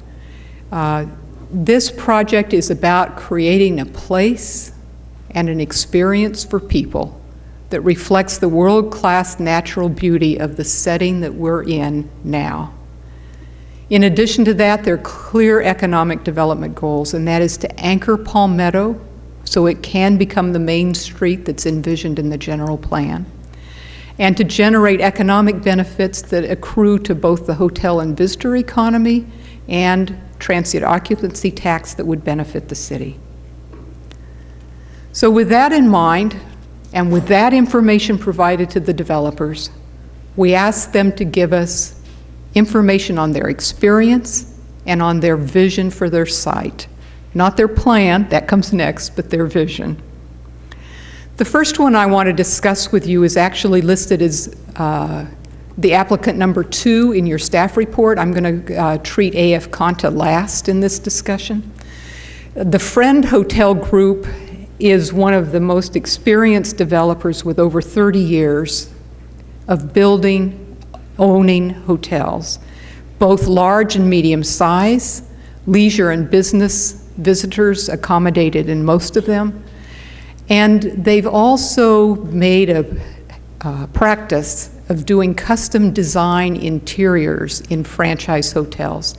Now, what does that mean?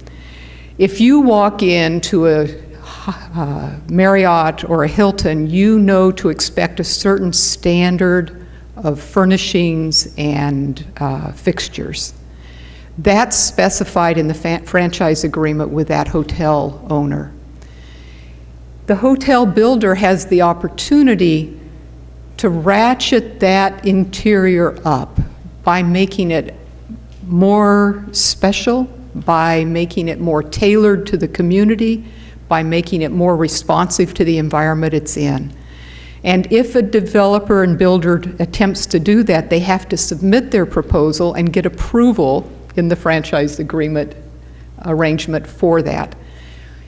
In the world of franchise hotels, approximately 5% of owners do the work to get a custom treatment. And what's notable here is this particular group does that. And we'll see later in the slide sequence, they're not the only ones of the ones applying to Pacifica that have that habit.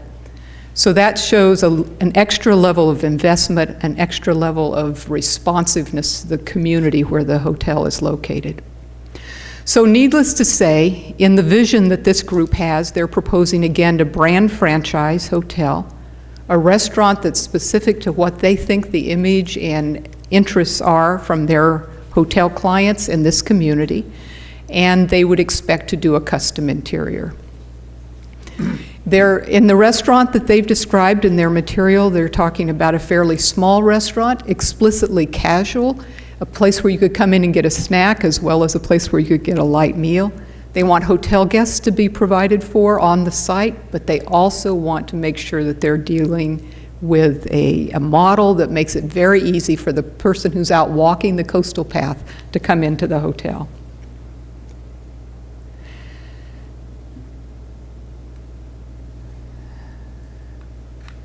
The next group I want to describe is CAMLA hotels. Although fewer years in the business, they also are doing the three forms of hotel management. They develop, they own, they operate, and they do all of that in-house. They're interesting particularly in that they own historic coastal hotels, which in some cases include a restaurant, and they've also developed new hotels that are outside the urban core.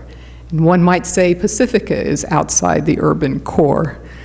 They also, in spite of their newness to the field, have won a public-private partnership opportunity with one of the smaller cities in the Los Angeles area. They're proposing also a brand hotel with a restaurant, and they've added retail. The large drawing that you see on the lower right is work that their architect did. None of these applicants were required to hire an architect for the RFQ stage, but some of them did, and this was one who chose to. He wanted to figure out early on what his opportunities were to put three forms of development, in other words, hotel, restaurant, and retail on the same site. The Peoples Corporation is the only one of the applicants who has prior experience in Pacifica. And many of you may know that this particular organization has a strong track record of public-private partnerships. In other words, work where they are under contract with the city to deliver community goals, not simply a development project. They typically do complex and visible projects. They are experienced with all three forms of land use that are mentioned here: hotel, housing, and office. In terms of their vision, their interest is in bringing a Starwood hotel to the site. The brands in the Starwood family they're considering are a Loft and Tribute brands, and they also expect to include restaurant and also a housing component as well as the hotel. Now, the images on the right-hand side of this slide include two images at the far right, one lobby area and one sustainable conference facility in one of the Starwood hotels. The three smaller images, almost in the middle of the slide, represent images that they provided as concept references. In other words, if they were thinking about a coastal property, what might they think of? So these are not commitments to a certain kind of style or development, but they're initial concept suggestions. The next developer is ROM Investments, and this particular applicant has, again, more than 30 years of experience, both in Texas and in coastal California. Similarly, they are recognized for their custom-designed interiors, and in their case, they tailor it very carefully to the local audience that they're serving.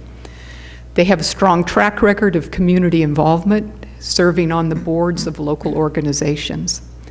They are unique in terms of their vision for the site because they're suggesting not one but two brand hotels. They're suggesting one that might be extended stay, one that might be select service. And their reason for doing that is that they want to reach two markets among consumers. They think that will help them draw people to the site. And furthermore, they would like to create an ambiance and an appearance on Palmetto that is distinct from what they want to do on the coast. They think Palmetto as a main street is an important issue that needs to be addressed. Stone Park Capital is an entrepreneurial partnership that has focused on hotels along the California coast or near the coast.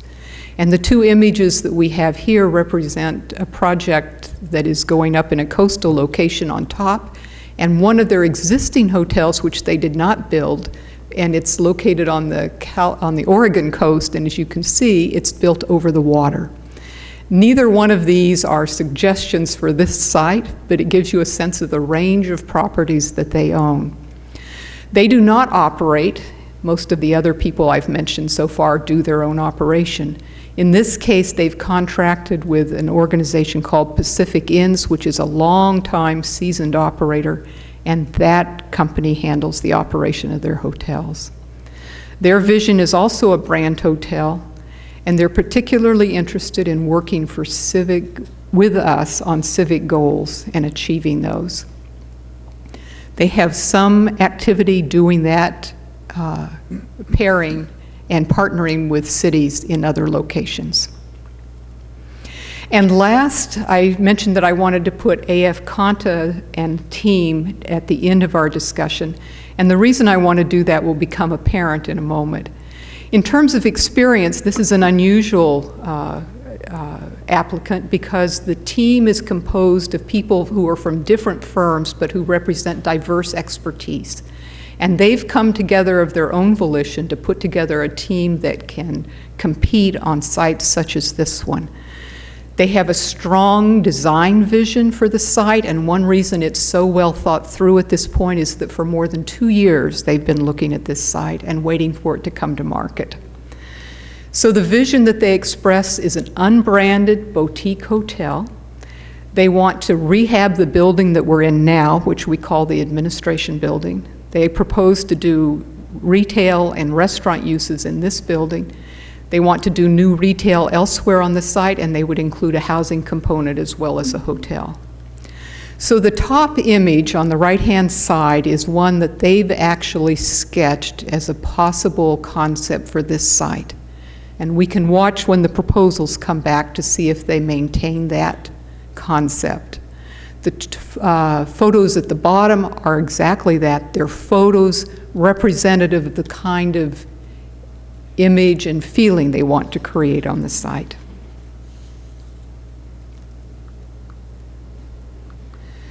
Now let's take a look at a graphic that I think will help us understand a little bit about who these hotel operators are.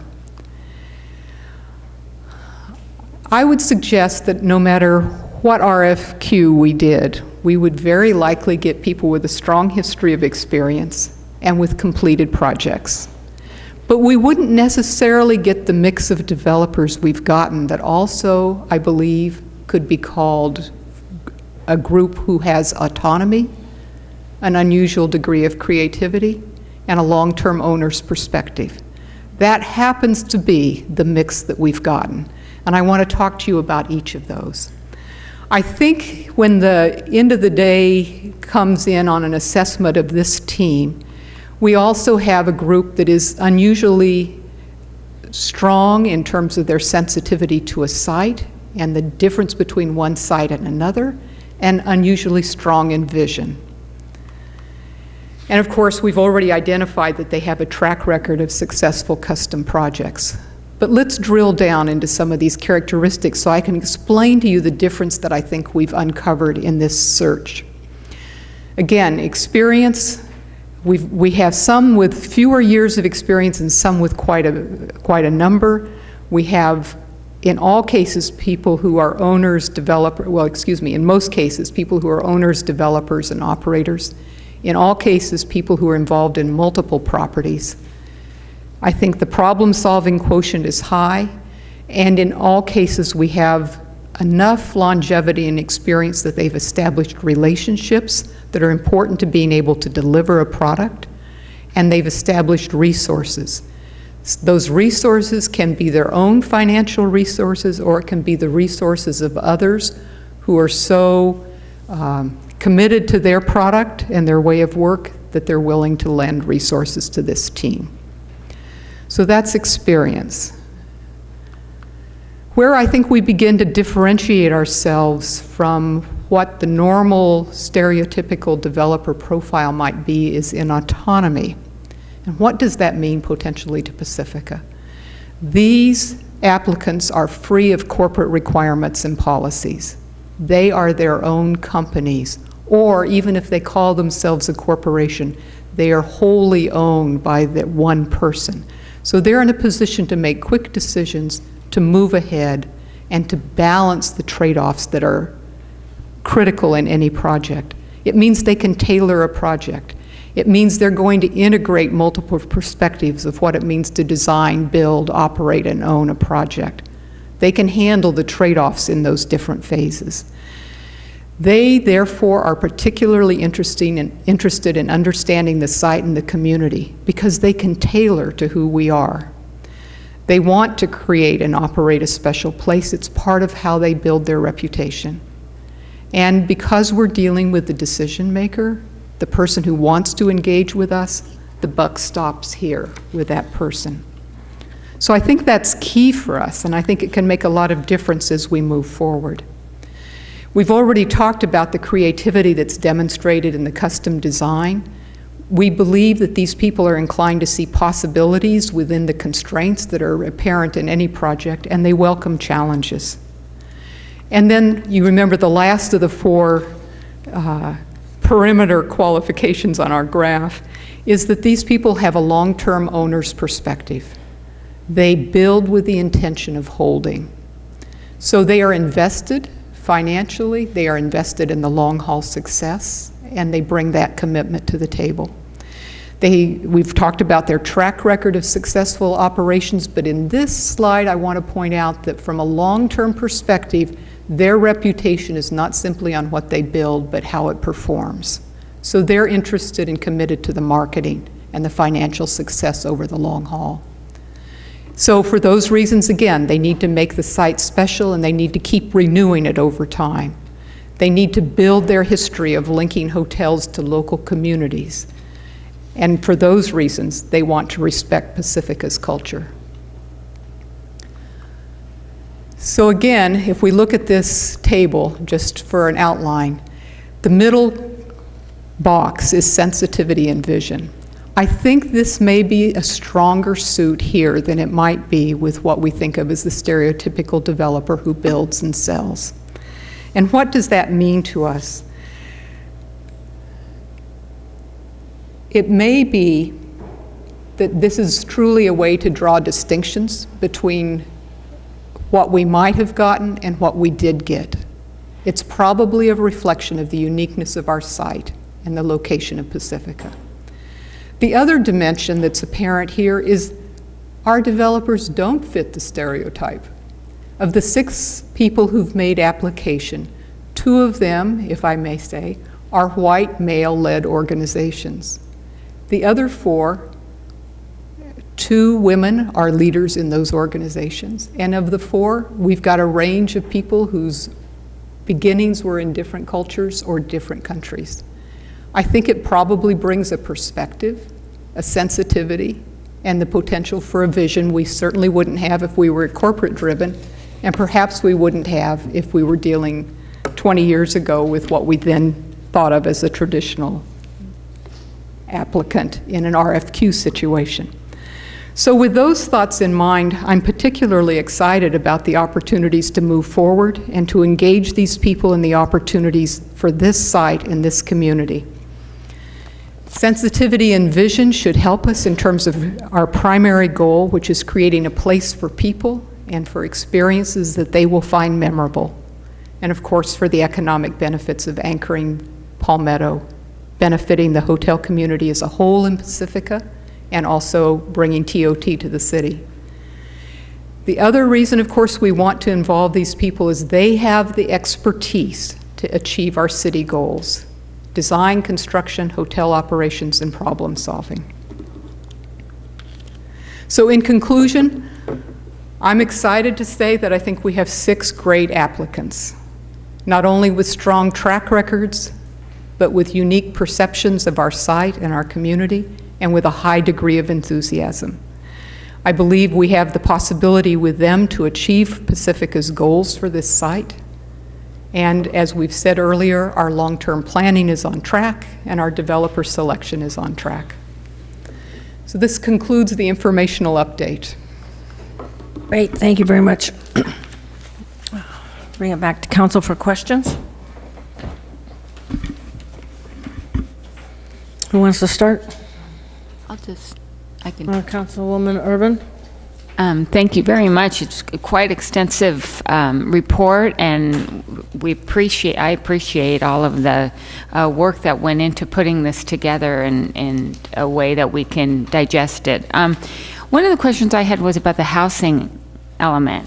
I know that previously you had indicated that you're probably less interested in housing because it doesn't have the same profitability potentially to Pacifica. And so I was wondering if they had mentioned anything about the number of houses that they wanted, or how important the housing element was to them. Yeah. First of all, none of them are independent structures. These are all townhomes or condominiums or apartments. So Okay. you would be looking at a multifamily product. You can hear me? Yeah. And the second issue is that one of them identified that they wanted approximately 40. The other hasn't specified a range or a number. And in fairness, we didn't ask for that level of detail in the qualifications phase. We asked for a vision that wouldn't have required that kind of quantification. I see. But in the proposal phase, we will get that information. Okay. The position and the information I shared with you in October regarding the pros and cons of housing compared to hotels still stands. There's no question in terms of the financial and tax benefits that accrue to the city. But in this situation, we have choices. Right. And we can at least move forward knowing that we can consider alternatives and make the best choice for Pacifica. And you may have answered this question before, but how much do they have to abide by their plans? For instance, if they say they want 40 housing units and then they're approved, So the next phase of the project, if you go back to those early slides, is formal planning approvals. We know the Coastal Commission has to weigh in on this, and there could be shifts in the project program, program referring to the number of units, the size of hotels, the size of retail. There could be shifts in the program as we go through that exercise. There could be shifts in the program simply as they drill down to find out what is the most feasible development alternative. So assuming those kinds of logical, expected progressions, the city would expect to enter a contract with the developer for the program that is being built. In other words, our goal is to achieve the city's stated goals for Beach Boulevard, and we would do that on a contractual basis. and in that contract we can indicate. Right. So in addition, how long they have to complete that project, that's another concern. That's exactly right. That is a big concern. And in the proposal phase, we're asking people to define the length of time they would take once their entitlement process finishes before they would be in the ground. We want to make sure that they are delivering to the goals of this community. Right. And one more question. So I've noticed there's quite different visions, for instance, a restaurant element. And that's kind of important. To me, I just feel like, we need restaurants to draw people in, and I noticed a big variation, and I was wondering if you had any thoughts about their interpretation of Pacifica.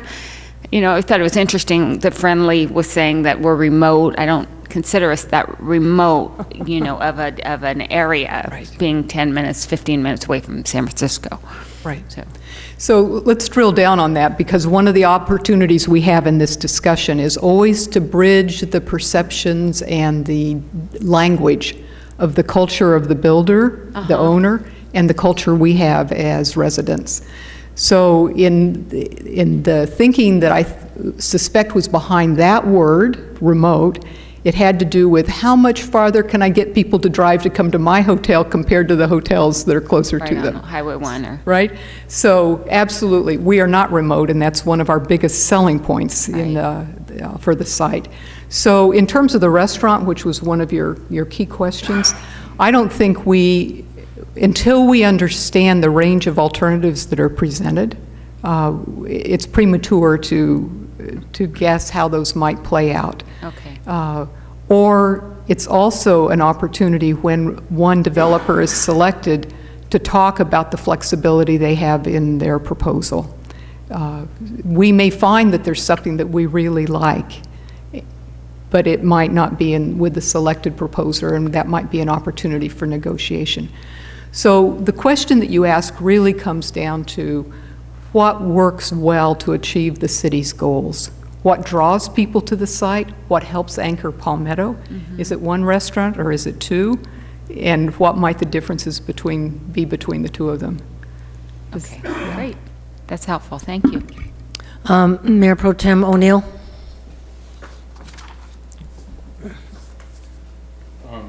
Thank you for all the work you've gotten to this point. I believe this is the second time we've gotten to this close to actually doing something with this property. So several questions.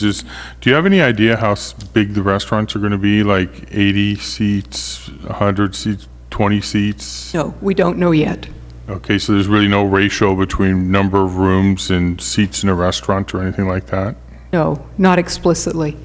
Okay, now, you had mentioned to me when we were chatting once that several of the developers were interested in the library being in that location because they were going to look for use the community room as a conference room, as, you know, for the business meetings and stuff. So are they some of the finalists? Is there, you don't have to mention the names of the developer, but is there a couple of them in there?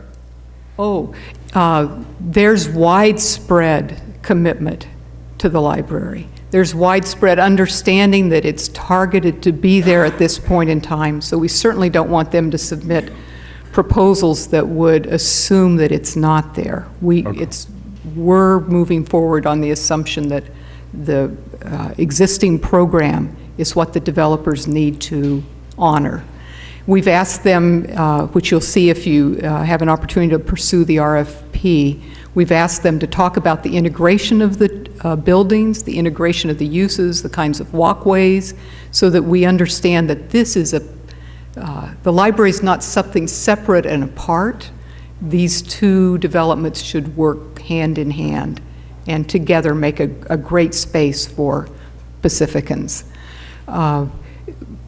We've also asked for areas of synergy because there are things that you can do that are going to be more expensive or less expensive. For instance, how you provide access to parking, how you share a driveway, all those kinds of things, as you can imagine. So we're in the business of opening up the opportunities for a creative collaboration between the library and this site. Okay, so actually, what a good segue into my next question is, could you describe what your public-private partnership, what they've done in the past?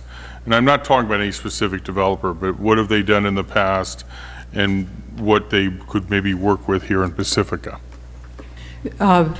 It ranges. There's a gamut. In their public-private partnerships, they've dealt with difficult sites. They've dealt with sites that had public goals associated with them, so they weren't simply achieving business purposes, but also public purposes. They've dealt with solutions to civic problems, like how do you create parking? How do you create a pedestrian plaza? How do you provide an opportunity for some kind of ceremonial setting?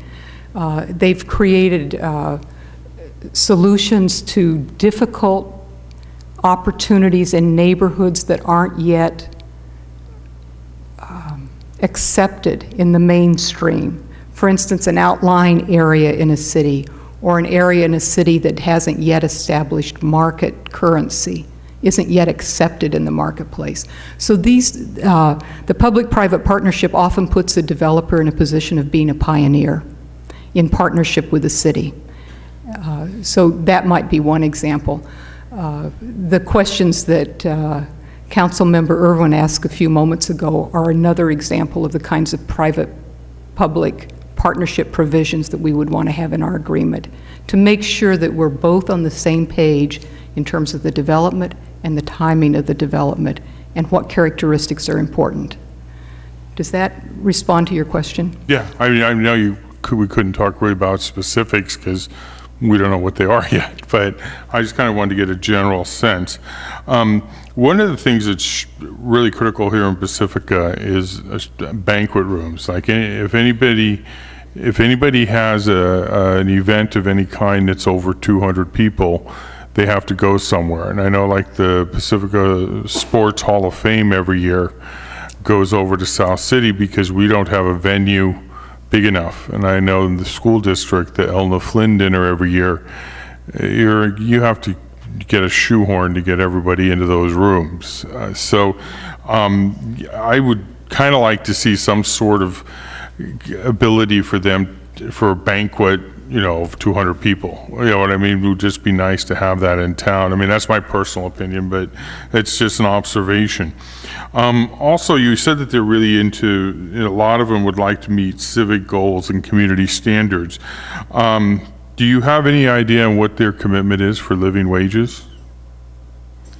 I would expect to deal with that later in the process rather than at the qualification stage. But in answer to your question, we can draw some conclusions at this point because the environments in which they work are environments where that would likely be a question already. So my estimation is that most of these people have already dealt with questions of parity of wages, concerns about workers, and livability standards. So specifically with regard to living wage, which is one category in that genre of concerns, I can't answer you. But in terms of sensitivity to the issue, I think we're dealing with people who have experience. Because I'm just concerned that for the most part, hospitality and hotel and restaurant wages are fairly minimal compared to what people need to live. And I was just, I would like to see some sort of commitment, for a living wage here in town. And the next would be an issue, performance bond and like entitlements. So I would like a performance bond in terms of that they will finish the job, and second, that they don't get the entitlements and then flip the property. So we're thinking we're dealing with, a Hilton or Marriott, and then we end up with Motel 6. So I'd just like to see, is there any conditions we can put on about performance and also flipping once they get entitlements? The answer is yes. Absolutely no question. Okay, that's me. Thanks. Thank you. Councilman Keener?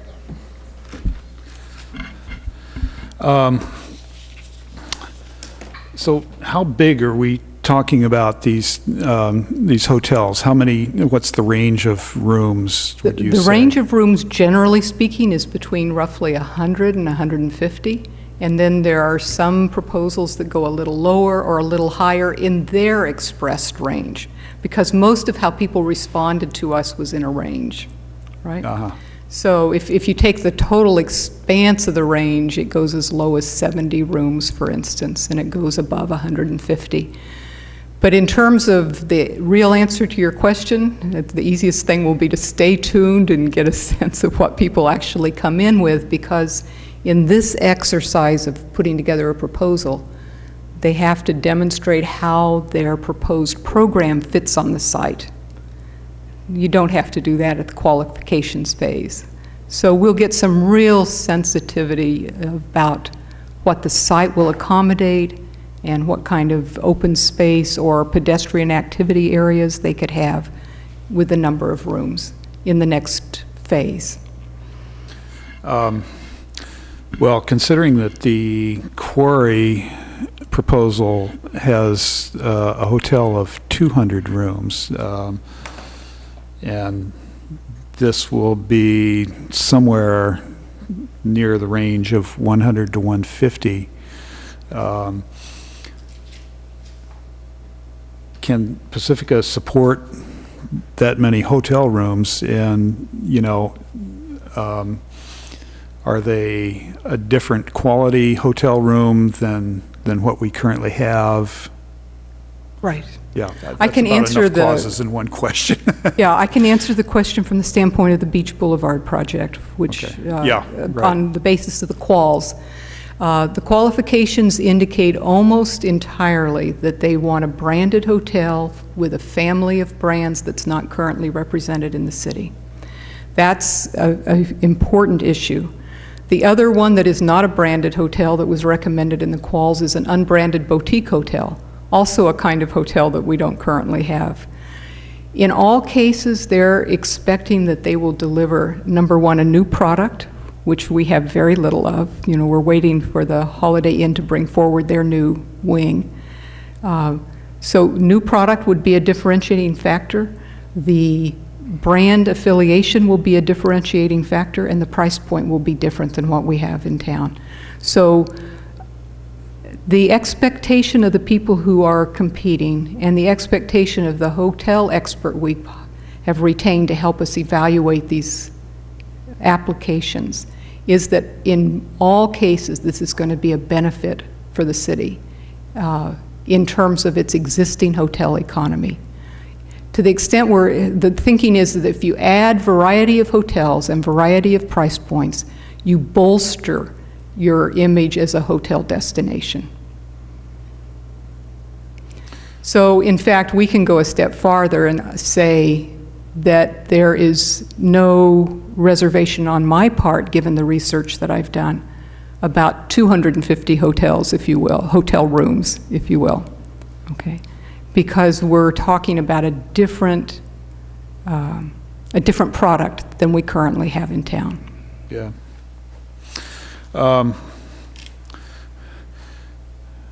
Given the fact that the library is, oh boy, I can't quite find the right word, but something short of controversial.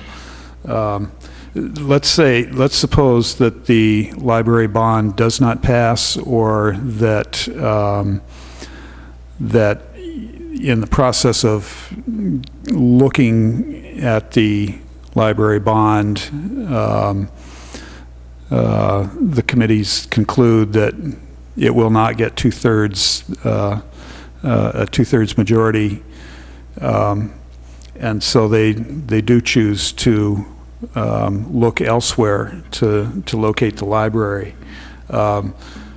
Can we add the property that's designated for the library to the Beach Boulevard property and expect them to do something with it? A My tough question, suggestion I would know. be, my suggestion is it may be premature to contemplate an answer to that. We've talked earlier about bringing that issue back for a number of reasons, and we've talked about the research that's going on with regard to the library at this point. So it makes sense for Beach Boulevard and the work that the developers are doing for us not to add too many variations to what we're asking for. So my inclination would be to stay on track with the RFP, and then as the track of the library and the hotel are fairly well aligned, and as they move forward, I think there will be an opportunity to figure out in what way do we have synergies, either in response to the issues that you're raising or in response to the fact that it stays on the site. Okay. With respect to Mayor Pro Tem O'Neill's question about living wages,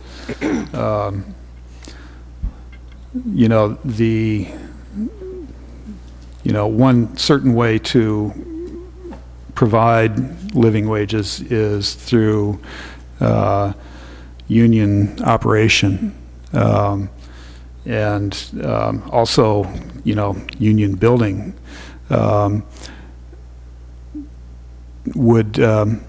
And that may be looked on favorably by the council.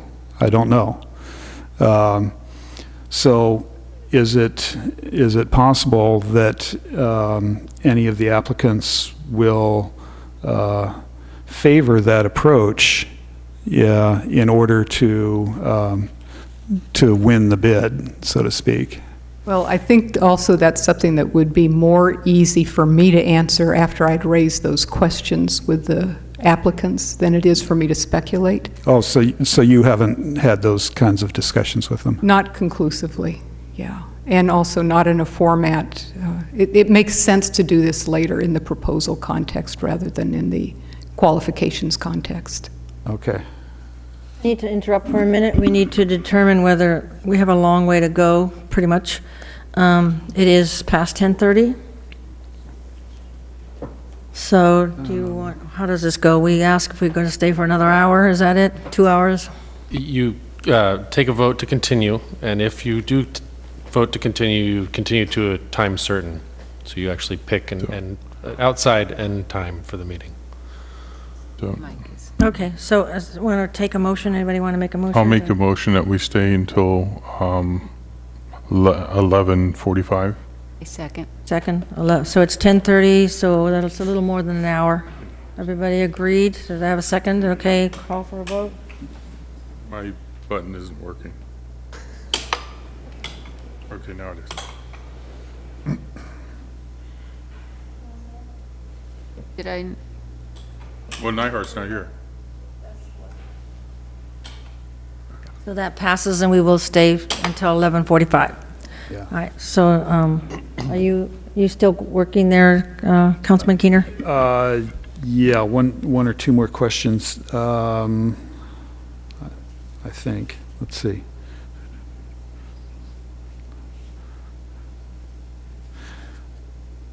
Okay, no, I think that's about it for me. Okay, Mayor Pro Tem O'Neill? Hey, I had one question that I thought of after my last question is, can you tell me like the track record of, because you mentioned one of the operators was thinking of a long-term, like, you stay there for a week, and I assume it would be like the little kitchenettes and stuff like that, versus the short-term. And I know, I don't believe we have any of the long-term ones in Pacifica right now, but is there a difference in the occupancy rate for those, or are they pretty high for the long-term? I'm just curious. I don't have the information to answer that. Okay. The reasoning for doing two is it draws two different customer bases. Right. So to some extent, it's going to be a benefit for Pacifica to have, again, the diversity of product. I was just curious if you knew anything. Thanks. Anybody else questions? So I will close it for the questions for the council and bring it to the public. If anybody has any questions, please consider coming forward. I have 3 cards, Cynthia Gomez, and Dan Stenick, and Robin Renales.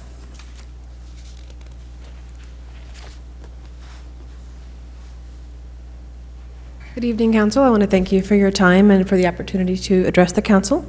My name is Cynthia Gomez, and I'm a research analyst at Unite Here Local 2, and we are the union representing hospitality workers. We represent room cleaners, bellmen, all manners of people who work in the hospitality industry.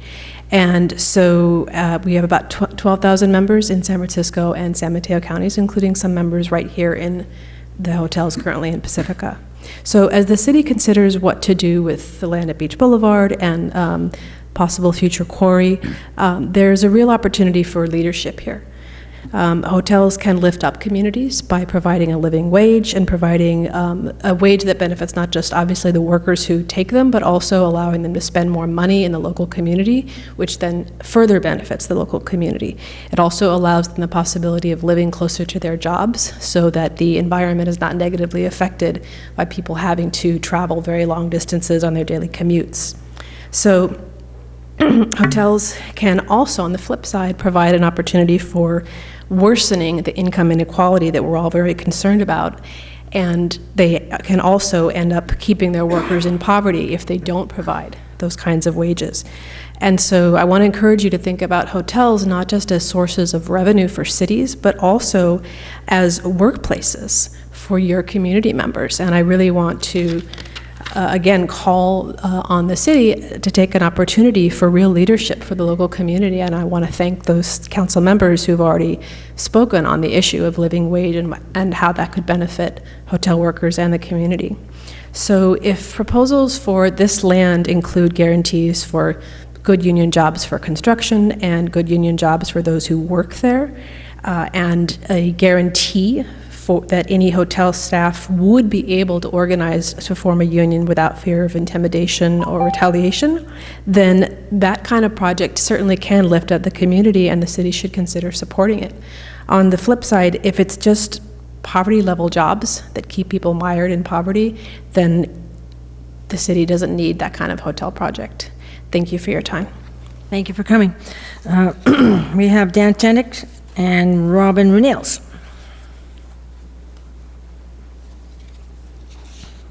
Good evening, councilors, council members. Thank you for hearing me again. I'm Dan Stejnik. Looking through the goals again. On hold due to council priorities and funds. On hold due to funds. We got a lot of projects on hold due to funds. We're in huge financial distress here. It's never too late to be a good steward of the public's money. If we build 25 rooms at $200 each night, we've got $159,000 in bid coming in. If we're building 150 rooms at $300 a night, we've got $1.4 million in bid coming in. Sorry, TOT, the Transient Occupancy Tax. If we build 250 rooms at $350 each, we've got $2.8 million coming in the Transient Occupancy Tax. The library is 34,000 square feet. The average hotel room in California is 325 square feet. If I double that, 325 square feet to 650 square feet, to account for hotels, closets, soda machines, ice machines, that kind of thing, the library is taking up 52 hotel rooms. At $300 each a night, 52 hotel rooms is $497,000 a year in TOT tax that we're giving up by placing the library here. $500,000 a year we're giving up because we want our library to have an ocean view. It's just bad financial sense. In addition, we're building this at this location, a $35 million white elephant. There's no other building in San Mateo County, 34,000 square feet, that's worth $35 million. Other than a library, the second we finish this, if we had to sell it, this building would be worth $8 million tops.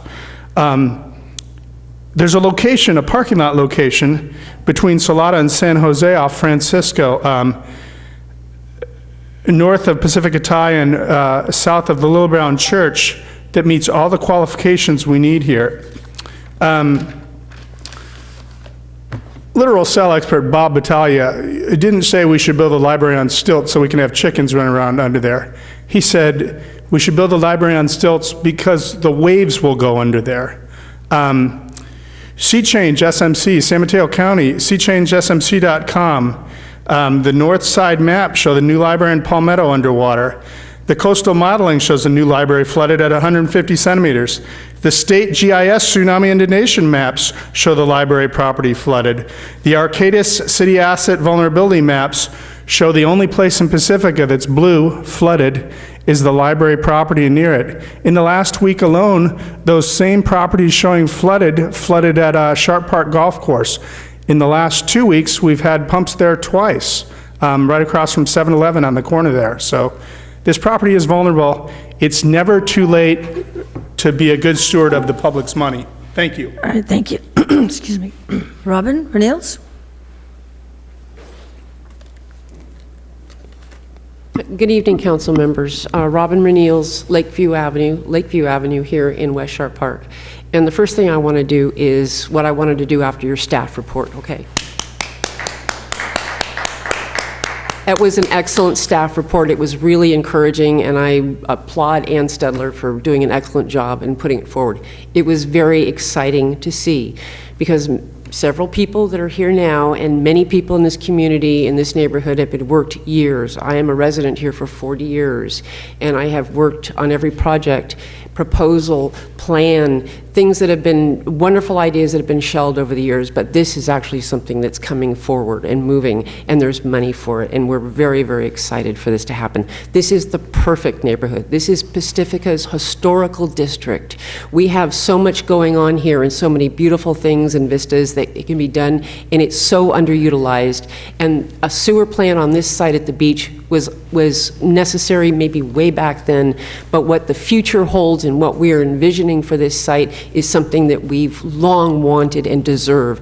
This neighborhood, it's Sharp Park's turn for something wonderful to happen. And thank you for being here to make sure it happens. Thank you to Ann. Thank you to all the people that participated in all of the meetings over the years.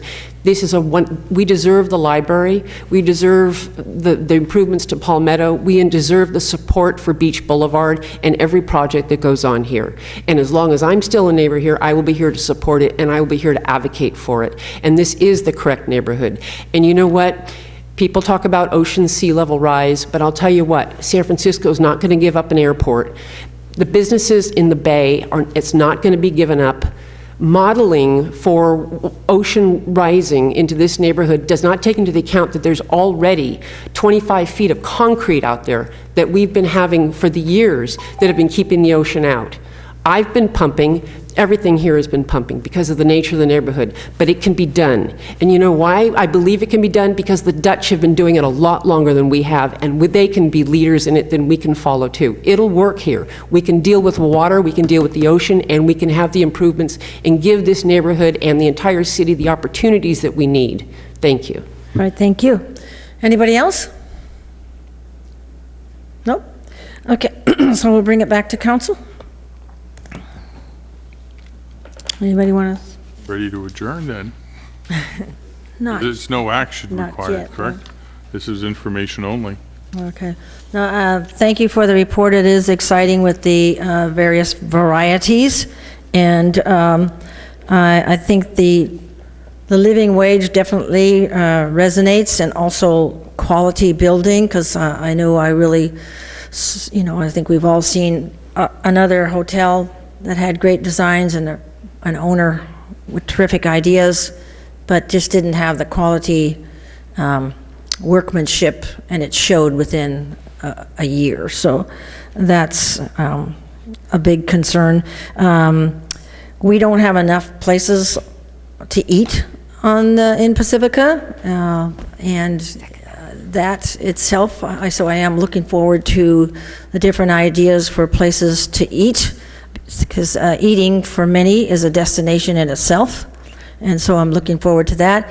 Also looking forward to, yes, the sea level rising issue does have to be faced square on. I would imagine that these developers are sane. That would be one thing I think maybe Ann already has said. I mean, I would assume, let's not assume, let's make sure that they are aware of the sea level rising issues and any flooding issues. But I do think that they must see in the library some fantastic amenities, and would like to have those fleshed out. What is it that they see in the library that makes it something that they want to be around and involved in? It sounds like that's my hunch, and I'm an optimist. Looking towards maybe the conference center type thing, I certainly think we need that. I've gone every year when I became aware of the sports awards, and it's painful. It's always painful to have to leave the city of Pacifica, especially to be celebrating Pacifica. It's just like so not right. And so I'm looking forward to this moving with great diligence. And, the community at one time also had the vision of the Ocean Discovery Center here, and there may be some components of that the developers may like and incorporate a unique tweak into the library.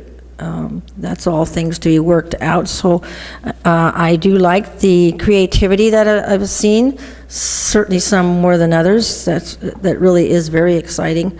And that this is a historical area, and I would not want to lose sight of the history of the area too. And so they all seem to want to be unique and want to touch and feel and imbue the personality of Pacifica, and that is all very exciting. So I thank you for the report, and thank you all for the very hard work in reaching out. So if there's some more lights. Oh, okay. Councilman Keener?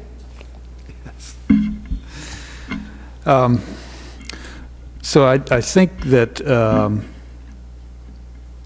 that going forward on the request for proposals, that you probably should get some idea of whether they will tolerate a union in the operation of the hotel. Most 4 or 5 of these, I guess, are operators as well as developers. So they are actually the people that would operate the hotel. And that would be very useful information for us, for some of us anyway. So that's all I have. And an excellent report, and we look forward to seeing the next step. Thank you. Councilwoman Irvin? Yeah, I'll make this short, but I do want to say, and I try not to say this that often because I think we are all so equal, whoever lives in Pacifica, but I was born and raised in Pacifica, and I have seen Palmetto in need of beautification ever since I can remember, and I am so excited. This is really thrilling to me, and I agree with the speakers. It has so much potential, and it's really, really exciting, and we can make it happen if we just keep having that vision and having that dream. And I really want to thank you for moving this forward in the way that you have. I think this is really, really exciting. And like you said, Anne, about the fact this is really encompasses 4 of our priorities, it's pretty remarkable that it does that. I'm excited about the library. I know we can come up with a way to design this that could adapt to sea level rise. I don't think any of us sitting here aren't aware that sea level rise is going to happen, but as Robin mentioned, the Dutch have come up with ways of adapting to this. We can do it. This is what we deserve. We have had an old wastewater treatment plant sitting on oceanfront property for so long, and I so believe that we can make this something super, super special. And again, I thank you very, very much, and I'm super excited about it, and I believe that we can do this, and it's a very, very exciting project. It's one of the most exciting projects I remember ever having in Pacifica, so I am 100% behind you. Thank you. All right, so that's it on a positive note, and thank you all for hanging in there and staying to the end. Appreciate it, and have a good 2 weeks.